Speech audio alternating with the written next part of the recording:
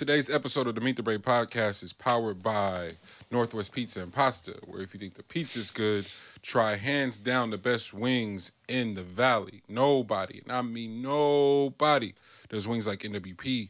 Order now online for takeout, delivery, and because the world is slowly opening back up, go enjoy sit-down spot on their nice, lovely deck or inside. Salute to our brother Morg for holding us down. Today's podcast is also powered by Uplifters, black-owned domino company by my good brother John Nail. Has a recent collab with Grand National, available now on grandnational.com. Visit uplifters.com as well and follow them on IG. Uplifters, no vowels. You can always find a link in our description. Today's podcast is powered by the Reef Studios, black-owned studio in the heart of downtown Oakland, where we do multi-tracking, voiceovers, audiobooks, podcasts, you name it, we can do it. Salute to Brian, OG Jaren, Alacia, Lucas, and myself. And last but not least, today's podcast is powered by Let's Bubble Productions. Our good brother, Lex Bub, always making us, he be making me look good. That's crazy. I be looking like I thought L was a sex symbol till I seen the pod 150. I said, oh, it might be me. It might be me. Hey, that thing was clear as day, boy. Salute to Lex Bub. Handles all things videos for the Meet the Brave podcast. And is just an excellent storyteller. Has some really, really dope documentaries and original content coming very, very soon. So for all your video needs, hit up Let's Bubble Productions if you want to look as fly as we do. Now, with that said, let's start the show. It's the Meet the Brave podcast. I am Mani Draper. I am LG. Lex, B-U-B. And we're back from vacay. Yes. Fellas, how y'all feeling? From vacay. Feeling good. Feeling good. Wouldn't put your toes in the sand real quick. That's it, that's all. You know, had to go paint the town real quick. Recharge, reset. Nah, it's good to be back. Before we get into it, want to say a special Can't wait thank till you. you go to Dream, though. Oh shit! That's where you taking it to? That's where I'm taking my energy for sure. That's where you taking it. As soon as I'm allowed. Special thank you to our YouTube viewership. Our subscribers are growing, man. The people are taking the challenge very, very seriously, and I want to salute Lex because I believe it's in part to just how great the content looks that the subscribers are slowly creeping up. We are a ways away from our goal of 1,000. Remember, at 1,000, we can monetize, but we can also do some really cool, immediate, interactive things with our viewership via YouTube once we hit 1,000 subscribers on YouTube. So that said, keep it rocking, keep sharing, keep adding new, and just keep sharing with your own immediate network. Even starting there, it'll really do some good on our behalf. Our Spotify, Apple Podcasts, Stitcher, Simplecast, Castbox. Thank y'all so much for people continuing to listen in. It's a lot to get to, especially sitting next to celeb LG. What an honor, man. God. But I that because that deserves a special moment. I'd like to get the somberness out of the way, and not as a means to rush through it, but it's just been talked about so much. The world has been collectively grieving. One of the more special... And celebrity deaths are always weird because we don't know these people, right? Mm-hmm. Feel like you do. You feel like you do. And if there were ever one we knew, I'm sorry, who's trumping DMX? Yeah. If there was ever one we really knew without knowing, it would be X. Earl Simmons... an elite pen, but just one of those people who was sent here to sort of just like be a vessel. And I thought I've been thinking about it a lot, and I wanted to ask y'all if talent even matters when you a vessel for real, because it just feels like no matter what he did, he was going to have that big of an impact on the world. Completely. So it's not, forget the rapping, forget the acting. When you sit here, and Dill, we got to call Dill in talking about this, because I don't know a bigger DMX fan than my brother Dylan, but he and I were talking about it, L, and the conversation about DMX is often his demons. And I was like, yo, that's true. but in spite of all that, fam still managed to have the impact that he did. Bro, So it's crazy. when it's just like when it's meant for you, it's meant for you kind of thing. And please forgive me. And what's funny, we're gonna get to the conversations with nations and salute Brit and that whole squad over there. They just dropped season 2 and premiered with none other than our very own LG, an amazing episode. But I hit Brit. I actually just in the comments was like, imagine learning so much about someone you think you know, right? And listening to the conversation, the episode, it was done so well. Ego and programming. Fuck, man, I couldn't think of a better title either. That was great.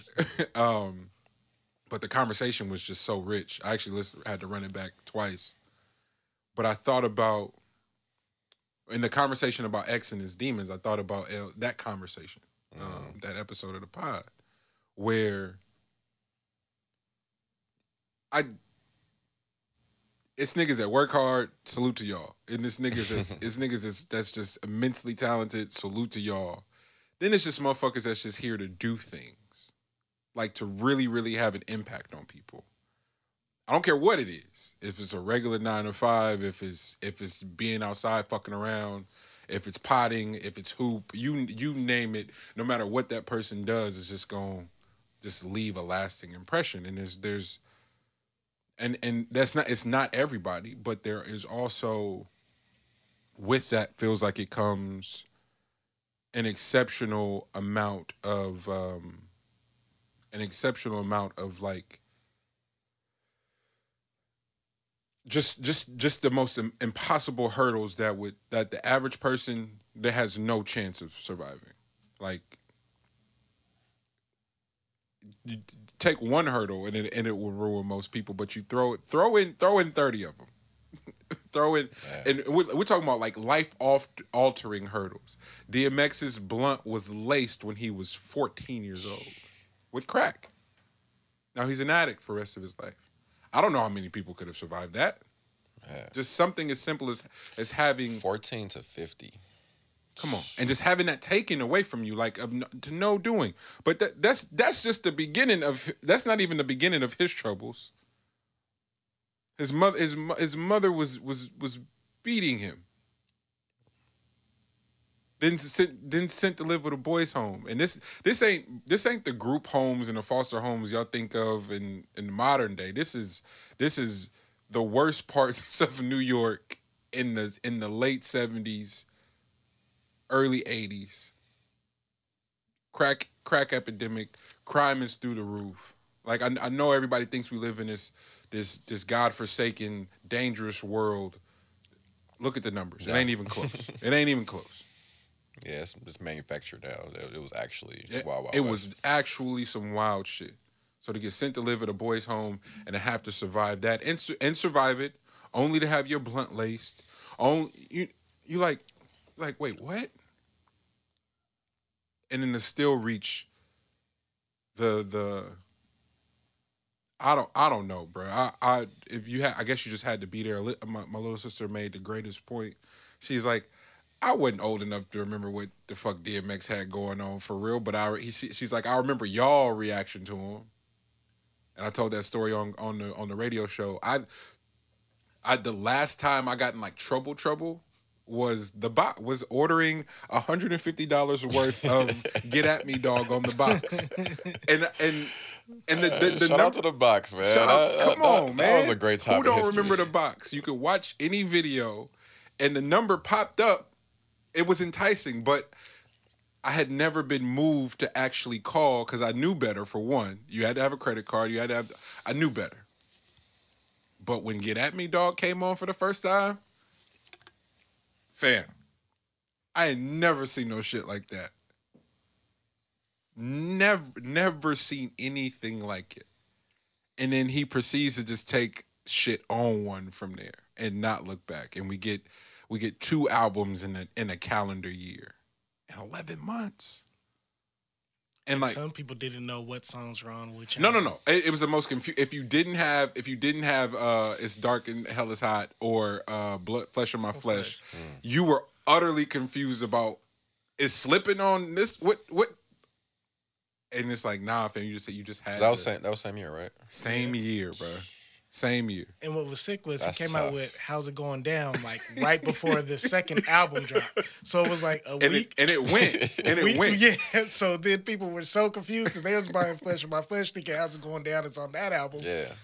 And even the label was like, Def Jam at the time was just like, we never seen nothing like this. This ain't the Lex time. This is literally I can be a whole nother project. You know, and that's the type of joy. But the whole point I was making in the comparison is people have a hard time when individuals are so clear on their purpose and their journey and what they've been through, like when they have a real clear understanding of what they've been through. And if you're an X fan, since the beginning of time, X has been telling you, yo, I hate it here. Shit. For real. Since the first time we ever heard X rap, and if you listen to those albums, he's like, "Yo, yeah, this ain't for me. I'm in pain. I'm being tortured here every day that I had, every extended day." And it wasn't, and that's not. And people cringe at the narrative of like, "Yo, are you suicidal? Or you like, no, fam. It's just my life is fucked up That's for a real." lot, yeah. And I don't know how many of y'all wouldn't check out. Well, Swiss had a perfect sum up of it. He did from his angle, and just like not only was X dealing with his own pain, but he also took on others' pain in order to clear them of theirs, and he just held it. You know what I mean? And some people just have the shoulders for it. You know, just have the capacity within them to take on the pain. You know what I mean? And just keep going, you know?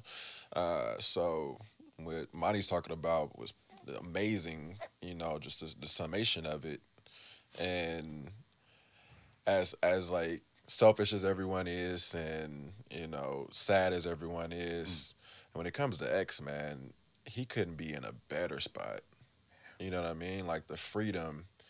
I had to learn a lot about death and be like, man, the freedom within it, you know, and when I got past my own selfishness of it, the freedom of no longer having to deal with a physical realm, physical being, something that is, you know, has a expiration on it, something that has has its limitations. When you're larger than what that limitation is, man, I'm pretty sure that's heavy as hell. So some people, you know, you just need to fly. You know what I mean? And if you cannot train your body to fly physically yet, you know, then what's the best way to fly, bro? Yeah. Like, and I'm just glad he's soaring now, man. Thanks, bro. I went back and watched the verses with him and Snoop. Just because it was like, I feel like that's one of the times like the world got to see X in his purest form. And then the other thing I did was I went back to all of his albums to listen to his prayers. And when you listen to him, like, it's deeper than just, oh, he's finishing the album with a prayer. No, yeah. And after you listen to each one of his albums, I kind of started to think, like, was he saying a prayer because he didn't know which album might be his last album, especially with all the shit that he was going through throughout his life. So it was like teared up a few times. And like I said, I never knew X, but it was just like you said, the impact. I remember in middle school, one day I go to school and then everybody got dog chains on their neck and is barking and growling. And it was like, I was like, wow. Yeah. This is crazy. Yeah. Man. I mean, that's really a good amount of like the reservation of popularity and fame for me personally is just like They're so like every day is so fucking heavy sometimes, you know. So like to add on top of that what other people want and are fiending for from a gift that you have, and all they know is they want it. You know, like I don't care what you're going through, what you're dealing with, but I need you to go through it because you give me something when you do. You know, and it's a very selfish pull that you're always doing. You're always pulling something from someone, but what are you giving them?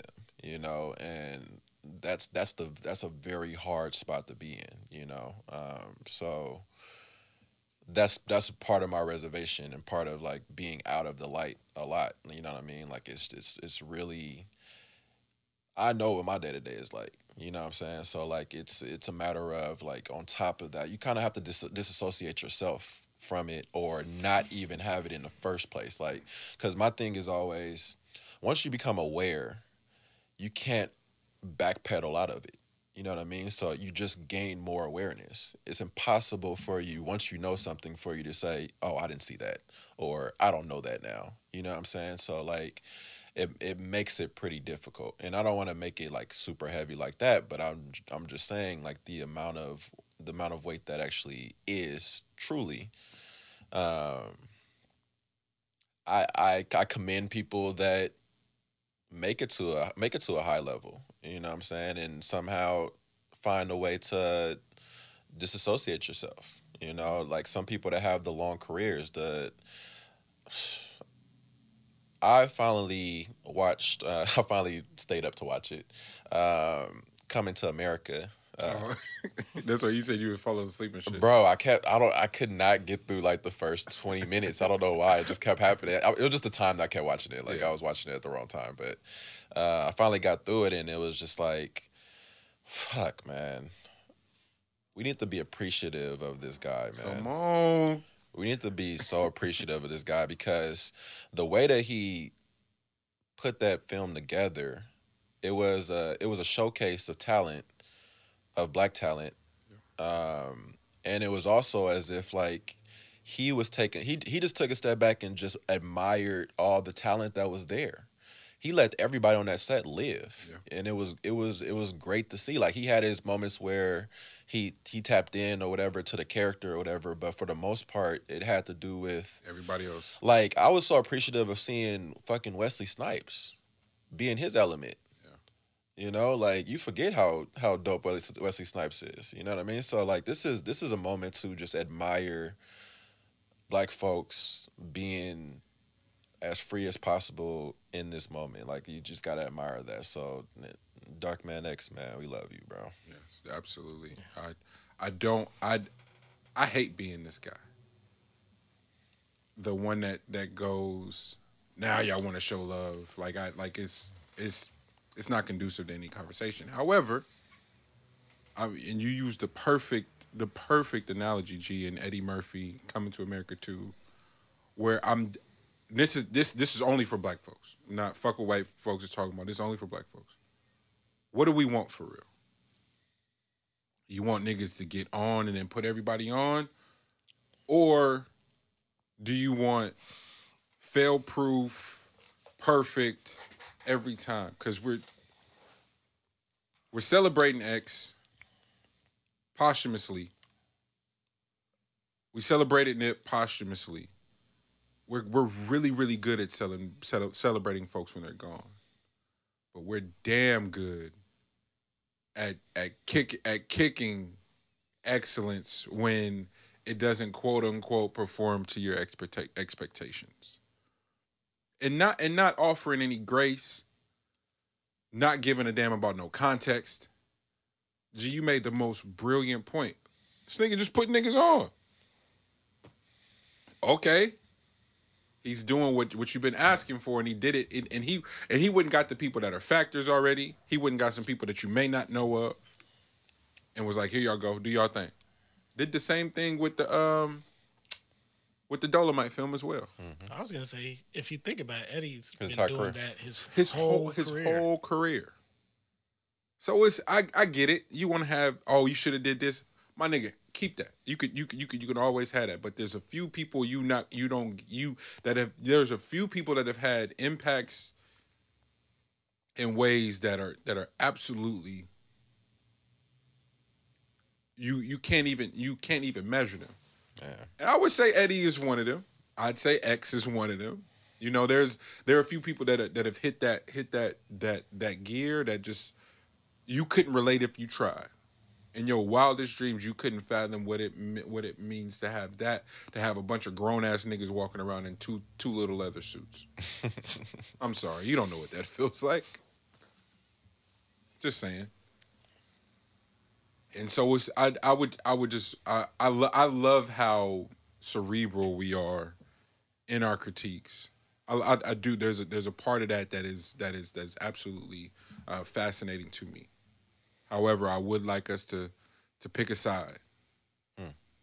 We love them when they go like the outpouring for X when he's gone. I love it, but everybody had jokes when he was suffering from addiction. And I'm sorry, my vantage point in attachment to addiction has never made that shit funny. It just isn't. And so that was another layer to. Granted, we don't know that that's what it is. Like, no, there has been no final word. However, that was some of the reports. And so that was another layer that just made it so extremely sad for me when you compound the demons. Luckily, X has and had the faith that he has. So his spirit and conscience were clear. We're not concerned about that at all. But my heart hurts for his family around him because they may not have that same faith, and they also may not have had the same clarity that he had. And when someone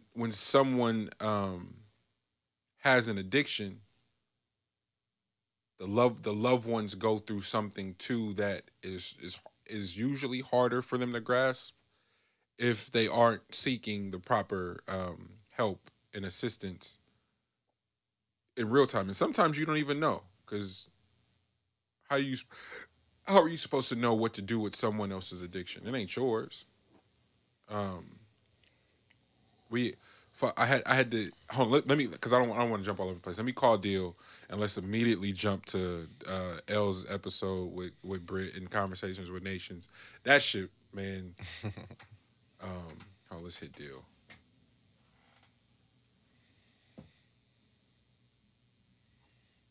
Bro, that chili looks horrible. She made some slop and put some peppers on top.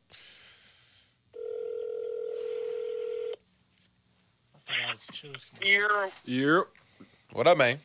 What up, man? Well, you know what it is. It's Lex and Mani. You're on the pod, bro. Don't say nothing that might incriminate you, because your wife definitely listens every Monday. So don't say nothing crazy. Hey, for the first time on live, what up? What's up, man? We just start. Long overdue. We are just starting the show, talking about X, and L and Lex have already said some amazing things. But I had to call you. You're the biggest DMX fan that I know. I just we're talking impact. We're talking everything X. So I just had to call you and rap for a brief moment before we moved on. Yeah, I mean, I think just me and you talking for the last couple of days really made me reflect on it even more. I already knew the kind of impact he had on me, but when the last couple of days really sitting back and looking back on it, it was even bigger than I knew for all these years, right? It's just, I mean, I think that's why everybody's having such a hard time. I mean, it hasn't been very many people that have had that type of impact through music, through music and outside of music. Just in general, his story, his overcoming, his mentality, his passion, man. I mean, I just think we were all able to learn so much from him and what he was able to accomplish, through it all, through everything he had to overcome. I mean, he was just special, man. And I think he's just one of those people that are transcendent, outside of their respective field.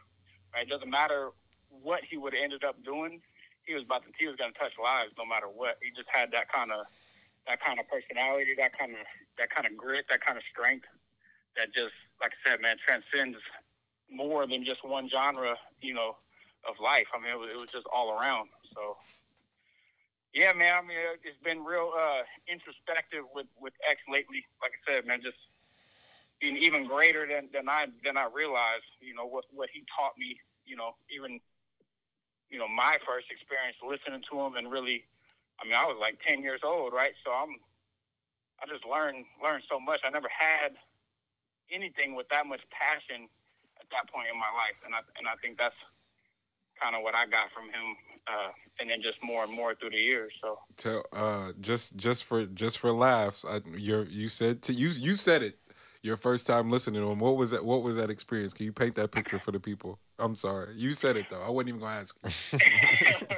My first time listening to X was riding in the car with Mani and Coco, and 10 years old.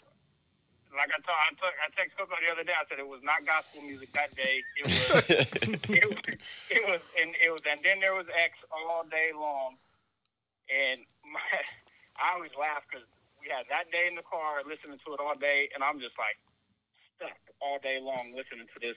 Like it just, my mind was blown, right? I didn't even know couldn't even wrap my mind around what I was listening to. And then going home, telling my mom, I need that album, I want it. And I was laughing because my mom she would listen to it, play rap music with us. But when I put X on in the car, she was like, "Oh, no. You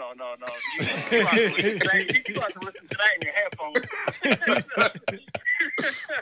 Oh, man. So that's it. I got to listen to X in the headphones, not in the car. So Coco let me though. Oh man, bro, thank you for that. We there was no way we were gonna have an X segment on the show and I not call you just because all the words you just said. So it was right on par too with what everybody said here too. So that's crazy. All right, man. I appreciate y'all. Yes, You sir. already know, man. Love you, man. We'll tap in. Okay, What? love y'all. All right, man. All right. That is hilarious. He text me and my mom that, and I was like, golly, like I couldn't even imagine being the portal for somebody to hear DMX for the first time. It's such a wild thing to think about. Went on from there, bro. What? Yeah. Oh man. Pure energy, man. Pure energy. X, we love you. Thank you for your contribution. The only other person that rocked the crowd like that was Mike. Like, that had a crowd the way that he had a crowd, bro. Yeah. Like, yeah. that, and it connected with so many people. Yeah. So, yeah. Thank you, X. For sure. And everybody that contributed sonically, Dame Grease, Swiss, like all the producers, the labels, Def Jam, Rough Riders, like there was a lot of talent that spawned from that sort of just world that X created. I adamantly state that Jay benefited from X, Ja benefited from X, the Locks benefited from X, Eve benefited from Irv. X, Swiss, Irv. Irv said that first X album was the hardest album he ever had putting together. Yeah. But he said that album made it so it was possible for any other album that he worked with to get together. Because he was like, if I did it. Yeah, if I can do that, then I can do anything. Yeah. Yeah. Salute to all of them. I can't imagine how all of them are feeling. Like they come from a very specific time and place where it's like they and hopefully, fuck man, it's another. I had the pleasure of having a meeting with the legendary Tone Capone, producer. I got 5 on it. Looney's 3 times, you name it. But it was like some mafia shit. Like the nigga sent me coordinates of where to meet him at. Just like, I've never been to this place, and he was like waiting in the parking lot for me, and we just went on a walk like some Tony Soprano shit. It was the most it's like I'm either gonna get made or whacked today. Like it was hilarious, and we just went on a walk, And I presented him this idea that I had. We talked about it. He loved it, and then ultimately we start he just start just going in and educating me on shit that I would have never known, right? And it's the same thing with the X store, not just X, but Rockefeller Rough Riders Murder Inc. That whole conglomerate, and how connected that all is, and how dependent all three of the entities were for them to all get their deals. Like whoever got their deal first was able to go, well, they got this, we need this, and then the third one was able to go, well, both of them got this, we need this, you know, and the degrees of separation are way more minimal than we can even fathom, and the unity it took for them to get on, and ultimately, like once they got there was tension and some sort of division, but the initial breakthrough was like they did it together. Irv has production credits on both Jay's debut, Ja's debut, and X's debut. Mm-hmm. Let's not sleep on what that means, right? In some form or fashion, Irv was around for the business of all three of those deals as well, right? X makes an appearance on Jay's third. Both of them on Ja's first one. Like it's a lot of dope things, and hopefully that story gets told with the care and the delicacy that it needs. But speaking of stories and storytelling and writing and just perspectives, our man's. Am I okay? We'll get to you later. We talk. We gonna act like you're not even here, because what the fuck, man? We talk about all the time like L's dope, L's special. He gonna write a book. Yada yada yada. All right, yeah, nigga, we know. But then he goes and does the season premiere, Conversations with Nations, and they have a conversation about ego and programming, and you should have seen me, bro. I'm sitting there listening to this like I'd never met this man ever. I'm going, this shit is wild. Bruh, I was like, this is the same L? This can't be the same L. I was like, this man must have been on Zoom with a suit on or something. This can't be the man. Bodying that shit. But it was the... Go ahead. I just want to say, their conversation, it like brought me back to like real podding. Like, know how you remember when like we would talk about pods and the conversations people would have? Yeah. A lot of pods don't do that no more. They can't. Not that way. Because Brittany also, she is... No, she did an amazing job. She's next level. Like her what's the word, y'all? It's not a traditional intelligence. Like she's smart as shit, but it's not a stale sort of smart. It's an intelligence that's tapped in, so it drives the conversation in a way that you don't even realize what's happening. Yeah. And then he's the same way, but it has all the masculine fixings you need, but it's got all the player shit in it too. So you're like, bro, what's going on right now? This is crazy.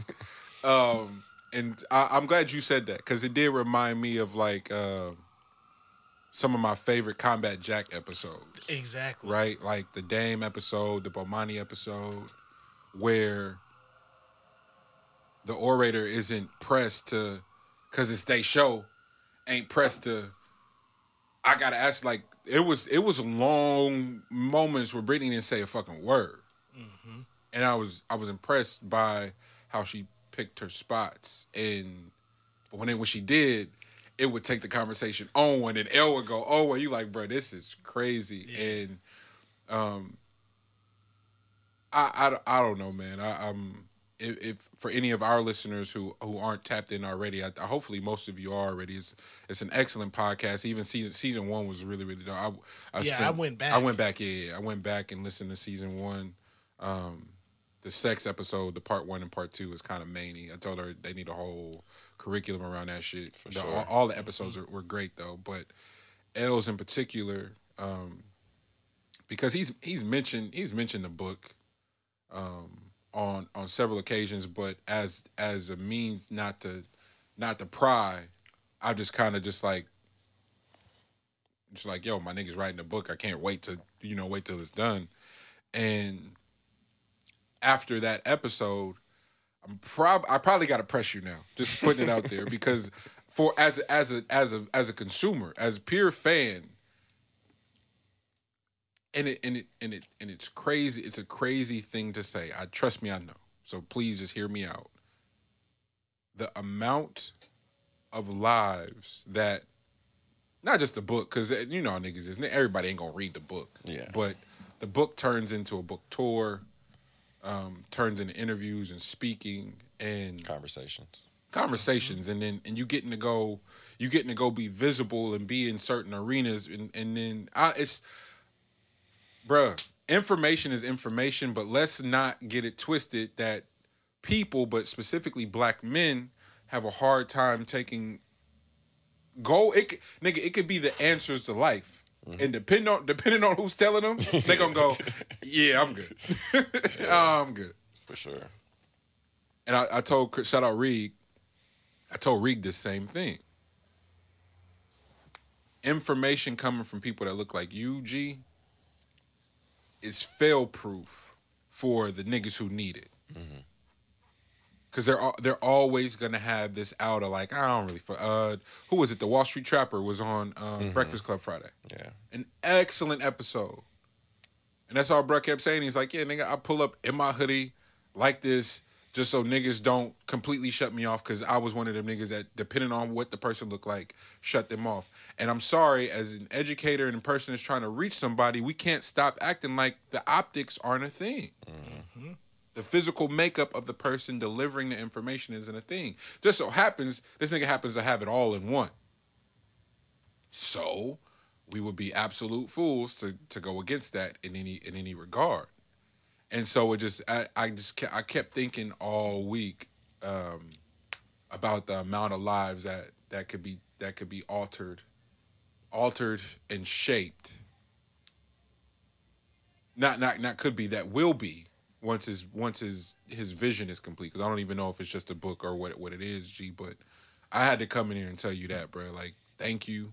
And we text for a minute after, and then even what this nigga said after was so cold, I didn't respond. I was like, all right, fam, you right, nigga. I know. You got it, bro. You got it, man. But it was fuck. I hope I'm getting there. I hope I'm not missing everything that got me. There was the transparency that needs to be had with leadership. I thought was probably the most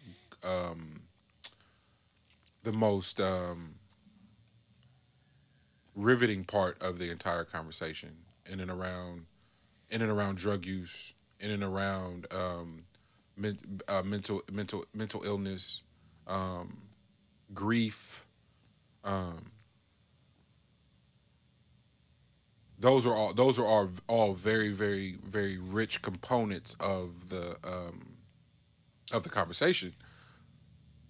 And obviously the more secular parts of the conversation that drive it and keep people on the edge of the seat because it's controversy. Mm-hmm. But you know what, the part that got me the most was your choice of words for stuff. Yeah. It's like, God damn, this nigga's good. He's real good. He's good. That boy good. That boy good. That's what I kept thinking. It's like, and it wasn't long pauses. It wasn't no stutters. He's thought about this shit because the words he was using was like, this nigga's good, man. This nigga's good. We'll put the description to the show in this week's episode, just because I want everybody to everybody that listen to this show, like, come on now, like, y'all owe it to yourselves to go really, really tap in, because it's like, y'all know who we are, and we do a really good job every week. But this was a focused moment and conversation with L, with someone else who is phenomenal, and y'all need to go get to know anyway the entire that entire crew. Go back and listen to season 1. No, for sure. Go listen to season 1. They will. It's dope. That's right. You're not gonna have no choice. It's dope content. I told her that, and that was like that really. Listening to the first season made me really, really want to go in a certain type of way because I knew how her interview style was going to be. And going in, my main objective was to make sure that this be the moment that, for one, I'm the healthiest I've been. So I should probably have that be communicated and have that come out on through the story in the way that I want to tell it without really disclosing that much, because I really didn't disclose much throughout that entire interview, even though it seems like I did. I left out, I didn't deep dive into anything. The main thing was for it to have a certain type of timeline. That's why I started out when I was very young, because I needed to get across how a young black male growing up in a certain area can develop an ego, and how does the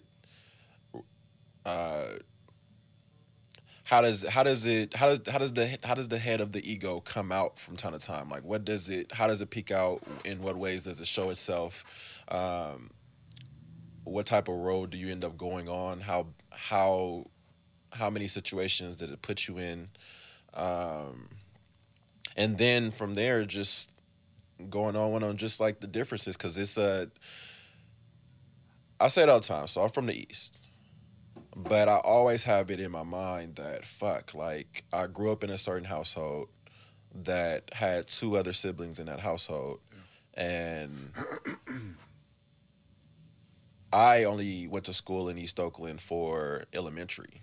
After that, because I had a certain talent, I was in the best of schools. And not so much the best of locations, at least not for middle school, but it still was in a better location than what the group was that I started off with. So the trajectory shift is different, and that's even something that takes place in my household. So even later on, I have to deal with the fact that, oh shit, I had so many fucking opportunities that even my own siblings did not. So it's something that's prevalent, and I don't have one of my siblings anymore, and that ate at me when I was in school. Like, that was one of the things that ate at me when I was in college, was just that the amount of things I was hearing about, because I still have my ear to the streets, but the amount of things I was hearing, and it was like, fuck, I see myself in a different light, like a different timeline, because that could have been me, if it wasn't for a talent.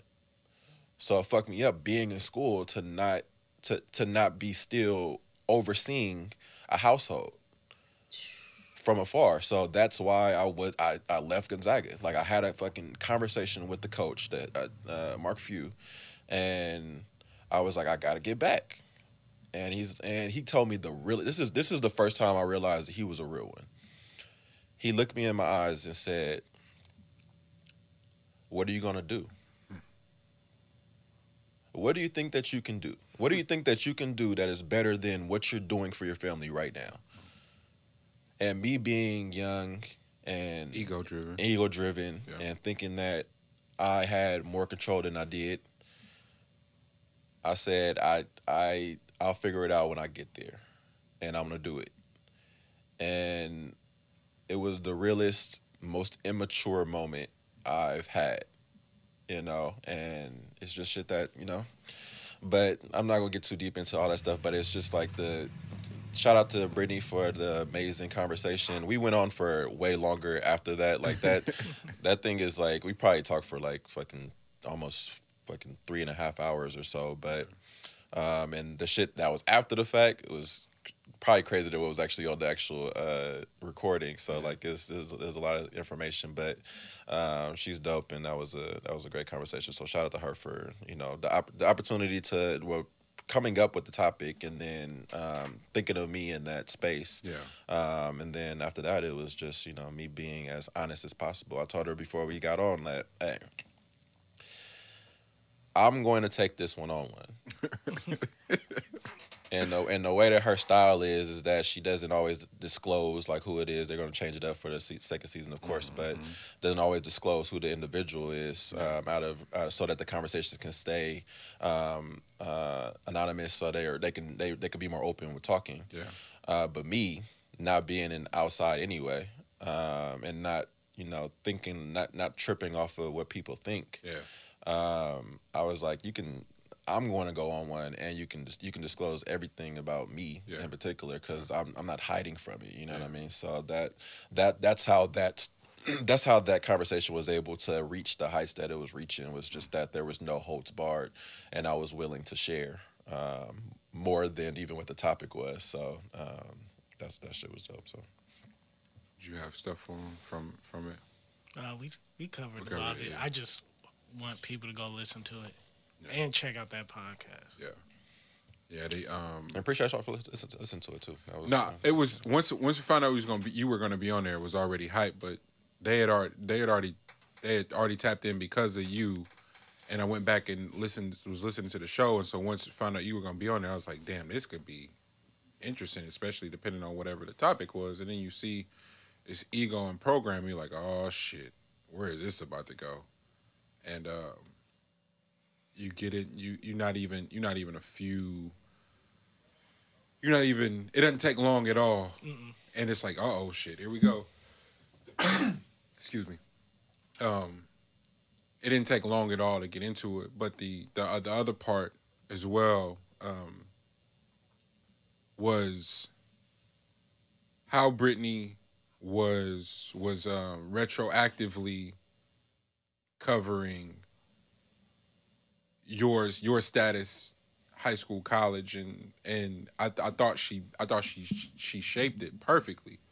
She's like, I didn't know, but watching grown ass niggas react to you is weird.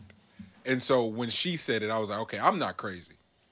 Niggas be doing the wildest shit around, like, and so it was the X point. I was like, all right, let's call a deal before we move off. But watching grown ass men have fan moments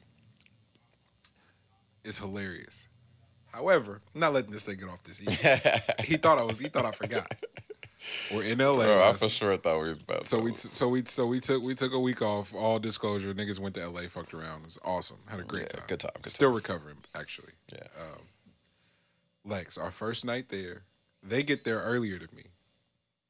So I call, yo, where y'all at? Like, we at site. They send me the address. I get there.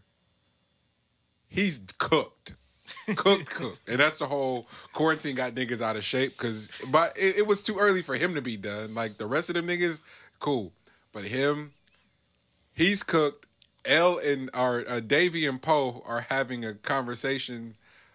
And mind you, it's great energy around. Just leave that there. These two niggas are having a conversation about how they're hard to love. I'm like, wait a minute, what did I just walk into? Goldie by this time is off in his own world. Freak is being freak, and Dill is all right. He on the level. L leans into me. I say, "Hey, what's up, baby?" Said. All cadence. I said, huh? No words, cadence. But the way his shoulders was moving, nigga, he believed every word he was saying. Bro, shit was fire in my head. I said, oh my God. And then Dill goes, they talking about how much weight niggas put on or how much weight they could bitch press something. L leans in the Dill and and Dill goes, hey, did he say words to you? I said, no. I said, okay, I don't feel crazy because he didn't say words to me either. That's how L greeted me, not saying words. I'm like, oh, nigga, this is crazy. So maybe 20 minutes go by. we're at our table. We're being loud, but we're kicking it. L is cooked, but he not looking around to see what's going on. I just got there, so I'm aware. This chick and her dude, they're maybe 50 feet. Maybe 75 to 100. Like they're a little ways away. She sees L from hella far. And once she spots him, she don't take her eyes off of him. But her niggas walking side by side of her talking, yeah, baby. He trying to mac for real. At some point, they get about 20, 15 feet from us. He realizes that she's been looking at L the whole time. So he grabs her hand, makes her hold his hand, and proceeds to drag her out the restaurant. All right, cool, no harm, no foul. I go, this nigga L make niggas hold their girl hand. I forgot we ain't been outside in a minute. This nigga goes, I said, bro, stop. And then we go back to talking, and then out of nowhere, over my shoulder, I hear, bitch, you got me fucked. You looking at niggas out here? I'm like, oh my God. The nigga that didn't hem this girl up behind L is arguing with her. Mind you, we're sitting pretty close to the entrance. So over the shoulder, you can hear outside the gate, and he going bad. And I'm like, L, you did that. Hit him with the Bernie Mac. I said, bro, all right. You got it. That's it. Bro, that was literally, that was so much tequila water. Like, and the cold part is, like, that's the only way to drink the tequila now. Yeah. It's just, like, tequila water. Yep. That's it. But it runs right through you. Yeah. So all you have left is just, you own. Just some. So, yeah, that was at 12. We started that at 12 o'clock. And by the time we saw Mani, that was what? I got to y'all about 12. Huh? I got to y'all about 12, G. No, that's why I was like, why are they so cooked? No. I'm talking about, we started at 12 p.m. Oh, yeah. So I saw you 12 hours later. Yeah. So, yeah. He's like, so rightfully so. Yeah, that was, yeah. Good Thursday. Real quick, we got to talk about Pod 150. Yes. We got to talk about that. What you got? First, I'm going to say, I guess we should have gave people a warning that we was going to drop it a little bit later. Because they were pissed? Oh, I got heat on the YouTube page. Real quick, shout out to Brian and Katie. But B hits me, and he's like, me and my girl's wondering where the pod at. We been checking YouTube. We just trying to see what it do. You know, I understand you guys shot it outside, so it's probably taking a little bit of time, but what's going on? I'm like, I got you, B. I got you. So as soon as it went live, I just sent it to him. There you go. He tried to send it to his girl. She was like, oh, I already know. I already got it. I'm good. She extracted the file. Hey, no, to that point, nigga, I've never been harassed like that. And it's a part sleeping on yourself. Cause I'm like, nigga, everybody that fuck with the show was kind of there. You know what I'm saying? Like, we ain't gonna get pressed too bad. There may be a few people that couldn't attend because of, like, literally physically being out of state or out of the country. All right, cool. Like, we can deal with. No. The people that didn't get the invite for the show, the people that didn't get to hear it, like, immediately Monday, and then didn't get to see it right away on the normal. I said, oh, my God. Yeah. I'm so grateful. I'm so sorry. It won't happen again, y'all. But thank y'all for fucking with us like that. Like, yo. Yeah, the invite thing was big.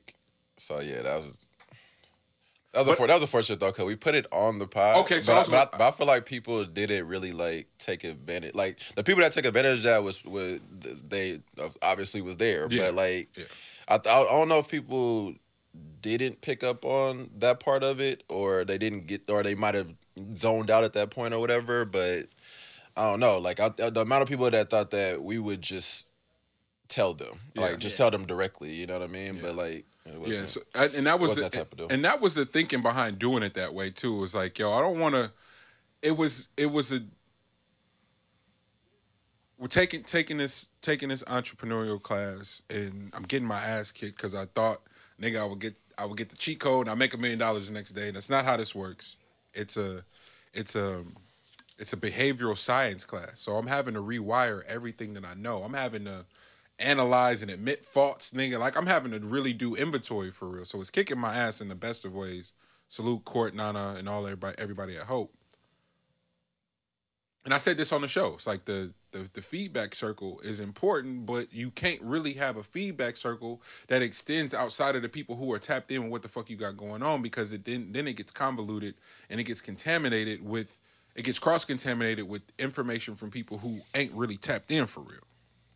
So, episode 150 was strictly for the people who have been tapped in and have expressed interest. It wasn't no public posts. We didn't pay for no ads to get hella random people there. No, the people who've been fucking with the show and who care about it. And I must say, I'm so proud of the turnout. Man.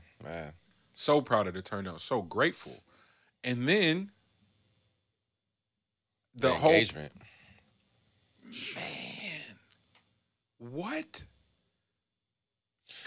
Go ahead, G. No, Lodge gave us some good feedback yesterday about how he shot it, how he did it. If it still felt like an episode. So the interaction of it, like, you forget, it's almost as if you're listening to it in your headphones or whatever. And that's that's kudos to the team here, because even though the situation was altered, it didn't change much as far as, like, the energy was there, like like we felt the love or whatever, but it didn't change much on, like, how we give it up. Gave up the product. You know what I mean? Like, it still hit. You know what I mean? So that was cool, because a lot of times folks can do live shows and fucking lose their shit and start doing some stuff that's off the rock. Yeah, doing a whole bunch of performance and stuff like that. I mean, we performed, of course, but it wasn't out of the bounds of shit that you would already get from us in the first place. So that's really kudos to y'all on that. Nah, man, I told Bird came by. That was like Tuesday or something. And he's like, so how was it? And I was telling him, I was like, man, I said, Lex and L are gamers for real. Like, when you, it's the equivalent of, like, going out with your niggas somewhere the first time, and you don't know, you know that you think in your mind you want to assume your niggas is tough, but you don't really know until some other niggas press you. And then y'all gotta fight. And then when you find out your niggas can fight, you're like, oh, y'all my niggas for real. At the pod, I don't know what happened. I think I was surprised. Like, I walked in the backyard and was like, oh my God. Like, I had a moment. And so I don't know if y'all could hear it, but in the first probably like the first 30 minutes, nigga, I'm struggling.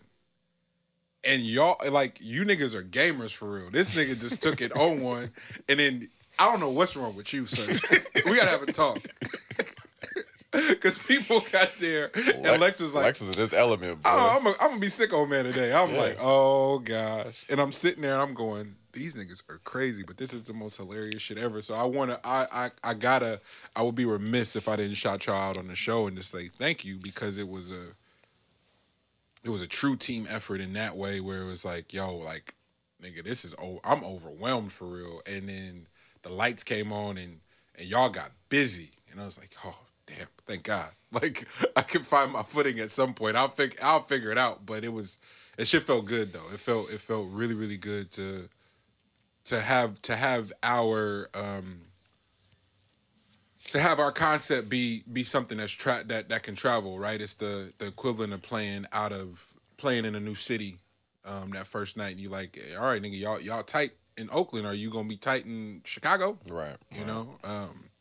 So it felt good, man. It felt good, and everybody that pulled up, and Teen and her mom for hosting. The shit was beautiful.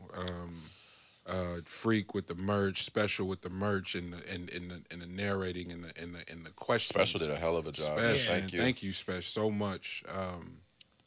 The photos, both Jeremy and Special taking photos. We'll post some more here shortly, but I can't thank Jordan. Bro, I love you, man. That's really my dog. It's like, yeah, man, they killed the charcuterie board. So he just ordered pizza out of nowhere. Like he just, I haven't forgot, bro. I'm definitely like gonna take care of you. I just like, thank you, bro. Like everybody just showing up in that regard, man. It was. Yeah. And on top of that, real quick, both the people that sent in fan questions, they said thank you. Hey. Yeah, from the 150. Yeah, that's what's up. That's what's up. How are we batting on fan questions? Bro, we're batting pretty good. Yeah. We had like 98%. That's what's up. That's what's up, man. It's the fan questions too. Is just one of those things. If you know, you know, and it's really dope to not be consumed with trying to make a general product. Like we fucking with who fuck with us, and the growth from that will be what it's supposed to be. Mm-hmm. Yeah. So yeah, that's for sure how we moving, man. So that's love in itself, man. Yeah, man. And kind of sidestep. So we out yesterday and fucking we had Parliament. Well, I didn't mean to tell the actual spot, but we out and about. Disregard that part. Edit, boy. Edit. Nah, but we out in the we go, we get the table, whatever, and the guard comes over, so it's just ones coming out. And he's just like, it's just ones left and right. So like, what the fuck is going on? So everybody's got their own tables, whatever, set up. They have the little VIP stuff on the side. And then these two come from, you can see they whole route, because we all outside. So they walk across the street, come over, go right to a VIP table, whatever. Bro, it didn't take like 5 minutes before the security guard came over to our table and was like, so I'm going to need y'all to get that. I'm like, what you talk about? What you talk about, OG? It's like, no, I'm gonna need y'all to get that. Like, I know y'all the ones. Like, y'all the ones that, you know. And then he started talking about, yeah, because you come around with the Jeep, and like, I'm like, wait, hold up. See, that's the reason why I don't go outside. Brother, you be watching things like this, like you know exactly who, like, ain't like, we don't talk like that. So it isn't like, it's like he knows exactly what it is that we. He's like, no, I'm gonna need you to do that, because I know how y'all get down. So that's gonna have to be y'all. I'm like, God, this man. So yeah, watch out, folks be out there watching. Watching for sure. That's more than watching. Yeah, that nigga. He put a whole story together in his head about who y'all are. For that real. nigga, bro, Quentin Tarantino, you. Bro, it'd take no time. Bro walked over. He's like, hey, I know you see that. I'm like, OG. Chill you gotta chill. I bet you he was dapping his head, was sweating. Hey, what? Well, G, what? OG, put that thing away. G, you in your notes for this week, your first one triggered me. I gotta be honest. People expect you to already know what they're talking about. Yes. Do y'all get that too? Because I think it's, for me personally, I think it's because I am not online that I really do cherish like individual interactions. So just talking to somebody directly and finding out something about them in that moment. You know what I mean? Yeah. But for some reason, those days are gone. Those they're over with. They're over with. So like people are starting their sentences at the end of the idea already. Yeah. And they expect you to fill in the gap already from on like the digital footprint or some shit. And I'm like, I don't know what you're talking about. He's like, oh, well, this shit. You're making the conversation stale by not contributing then. And I'm like, bro, do you want to like go back a few steps then? You want to start from the beginning? Folks don't want to explain. They don't want to go through the explanation process anymore. So I thought that was a little weird to me personally. I was just wondering if y'all come across that as well. It happens more often than I realize it's happening to me. And so, do you think it's because you can already fill in those gaps, so it doesn't even register to you that they're doing that? That's how conversations are going now. Bruh, I wish it was that. Okay. So that would say a lot about me and my mental agility. I'm not there yet. So what happens is the gaps I should be filling in, I'm going, huh? What are you talking about? Yeah. And so now I'm frustrated. And so now we frustrated about something because I didn't know what they was talking about, but I should have known. It's like, fam, you do a podcast, you do this, you do that. You gotta know. Yeah. I'm like, fam, I didn't talk to you the other. I know you thought you talked to me, but I didn't talk to you. Yeah. Oh man, you was in the studio the other day. I seen you in the studio. Huh? because somebody else posted me on the story. Sir, that was from 3 weeks ago. They just didn't post it to this. You know, so it does create this weird miscommunication, bro. Yeah. And I'm getting better. I'm not there yet. I'm getting better at listening to the full explanation, and then no. I'm a really good listener. I'm terrible at asking questions. I'm learning how to ask questions. At first, I thought it was I just don't know how to ask questions, and then I realized the avoidance of tension is wrapped up in my ability to ask questions somewhere. Yes, I think that's where my thing is that I really enjoy information. So and folks don't want to be like, for some reason, people don't want to, like, people talk all the fucking time about nothing whatsoever. But if you're actually listening to them and then you ask an actual question, they get frustrated because now they actually have to say something of potence. And I'm like, but isn't that how communication works? How the fuck do we just bypass all the meat and potatoes for you just to get some? Because life is now imitating social media. You don't have to have no facts on when you tweet. That's what I'm saying. You don't have to have no facts when you make. That's a post. what it is. That's what it is. Because I'm so fucking fact based.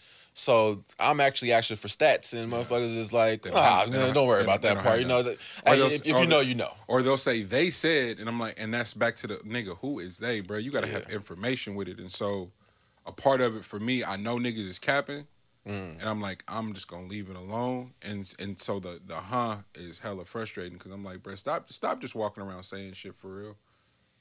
But it is a part. It's a Oh, you ain't watched this?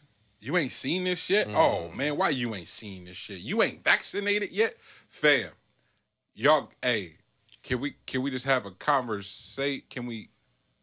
I got questions, but you don't have answers, and you throwing out general information that you got from your timeline that you don't know is real. It happened with X. Somebody texted me, we're on live for the Grand National, for the East Shore video, and I'm like, damn, X gone? And then immediately everybody that was in the live was like, oh, nigga, X, Mani said X dead. I'm like, yo, I'm reading that. That was with a question mark. You didn't hear the high pitch part of the voice? Like, X gone? Like, you know, and then the next day we woke up to the information, but it was like, you don't want to be the one to leak that information, if especially when it ain't true. You know? That it's where we at. It's where we are. And another thing we've been talking about in the course is, nigga, reality is what it is.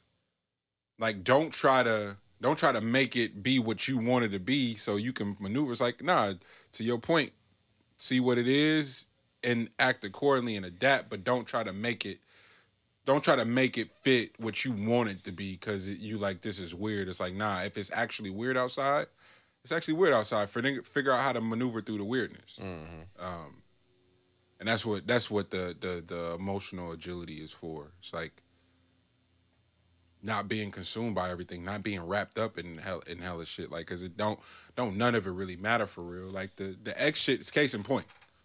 X gone and all this outpouring of love, and it's like people are way more, or way there's a higher probability of everybody showing you love when you out of reach. Right. You know. So with that in mind, my nigga, do you live your life. Like, tell your truth, lean in your truth. Don't be a prisoner or a slave to whatever your truth is, because nobody give a fuck for real. That's it. Not the way we'll try to make it out. That's it. That was just like that was low key concerning to me though, because I'm like, fuck, if that's the way conversations are gonna go now. I mean, that's why the conversation that me and Brittany was having was so dope, was because that was an actual like back and forth. That's how communication goes. But for some fucking reason, people do not communicate that way, and I get so like, it's not a frustration. It's just like I don't have much I can't be around you then, to tell you the truth. Like, it's gonna be very hard for me to be in the vicinity of you if that's how we're moving. But yeah.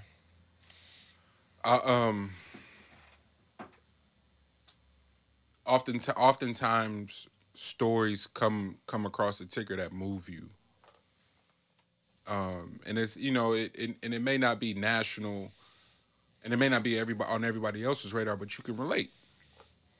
And you put it in the topics this week, G, about Jalen Hill, Man, from UCLA. Can you set that up? Yeah, so folks that don't know who Jalen Hill is, he was one of the players that got caught up in a scandal in China with LiAngelo Ball. Yeah. It was 3 of them, wasn't it? Yeah, it was 3 of them. LiAngelo Ball for UCLA, stealing out of, I don't know which high-end store it was, if it was like Louis Vuitton or Gucci. I don't know which one it was, but they got caught up in stealing on there, and they were jailed, and the president at the time had to help with getting them out of jail. The Donald had to get them out. The Donald, because they was, you know, the foreign location. They was about to do whatever with you.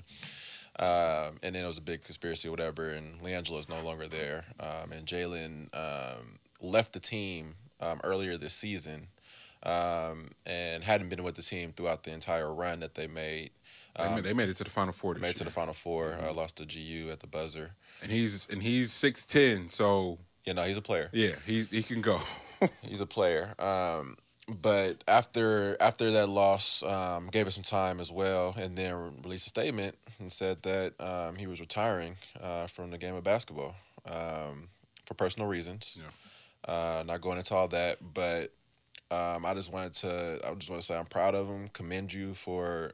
He said he's the happiest he's ever been. Yeah. So I commend him at the age that he's at for making a move that big and doing the right thing for yourself first and foremost, because I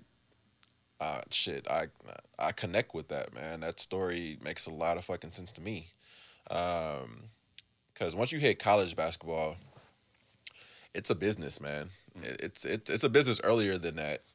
If you're doing AAU and all the traveling that you're doing, and with the AAU coaches, all the money around the sneakers and stuff like that, the sneaker companies, there's a lot of money being circulated throughout that circuit on the backs of these players. Yeah. There's a lot of heaviness that they deal with too when it comes to all the people that are invested in them, directly and indirectly. And then the families as well, trying to get your family out of a tight spot,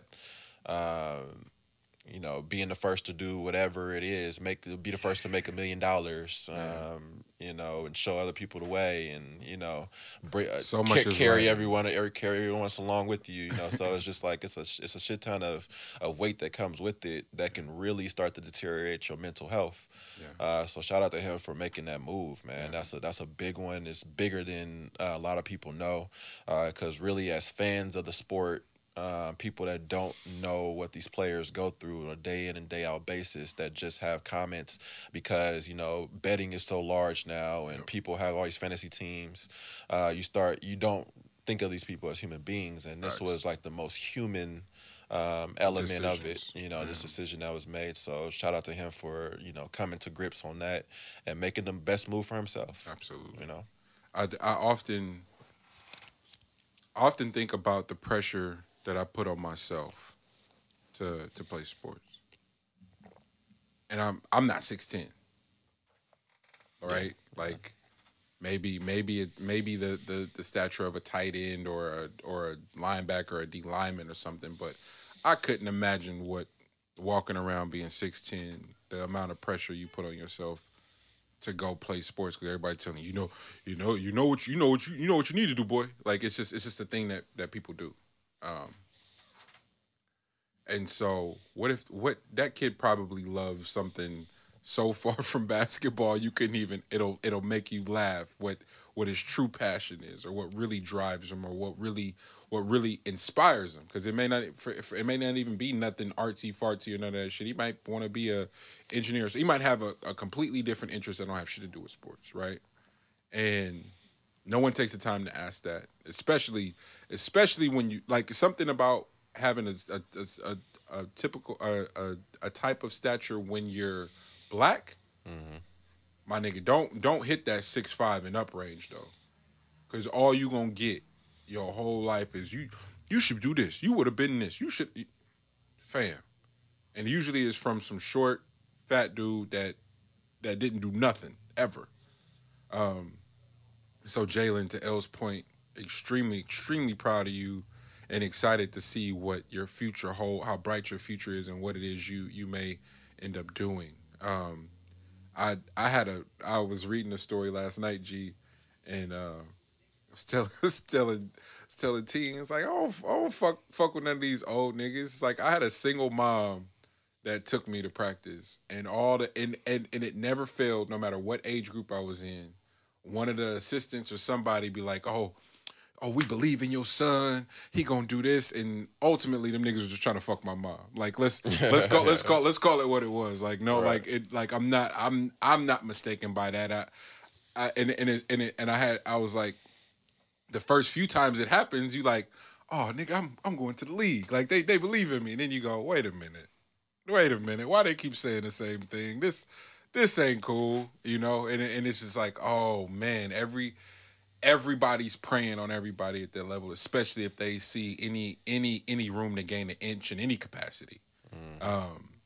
And so, man, all of you young men and women, black men and women, don't fuck sports.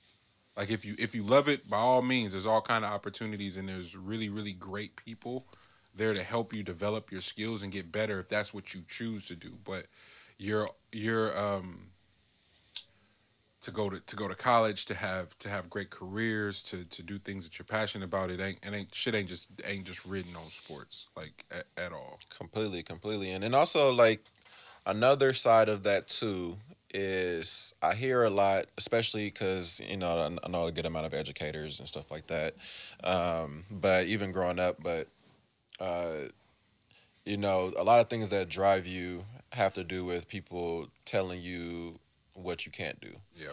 You know, so a lot of times you end up doing the opposite of that, which you'll just continue to do something to prove somebody else wrong from a while back. Like a teacher in the 3rd grade said, why are you trying to do that, bro? Yeah. You know statistics, try something else. You know what I'm saying? Yeah. So you might end up doing it for longer than you probably would have. But I don't want to stump anybody from deciding to use that as your vehicle to get somewhere, because there are a lot of perks that come with playing sports.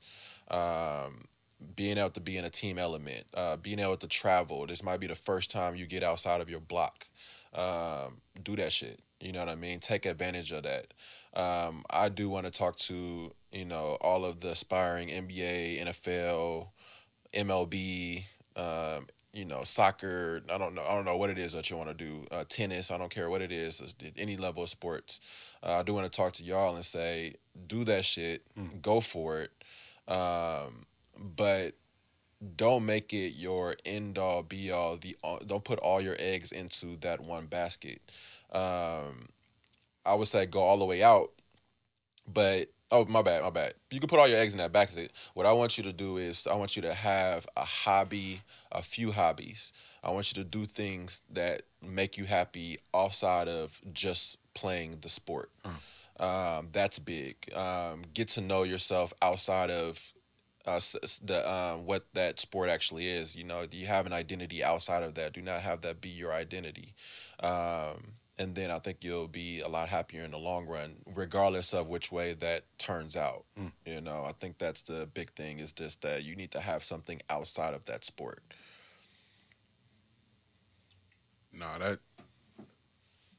Thank you for that. And that was just big for me, because I know for educators, you're trying to preach how important education is, which it is, but you're also trying to tell a youngster that they're only the only thing that they see is this route, and you're trying to tell them that the chances of them doing it is slim to none, and you're just killing a dream to begin with. Yeah. You know what I mean? I don't want that to be I don't want you to stump them at that point, because confidence is everything.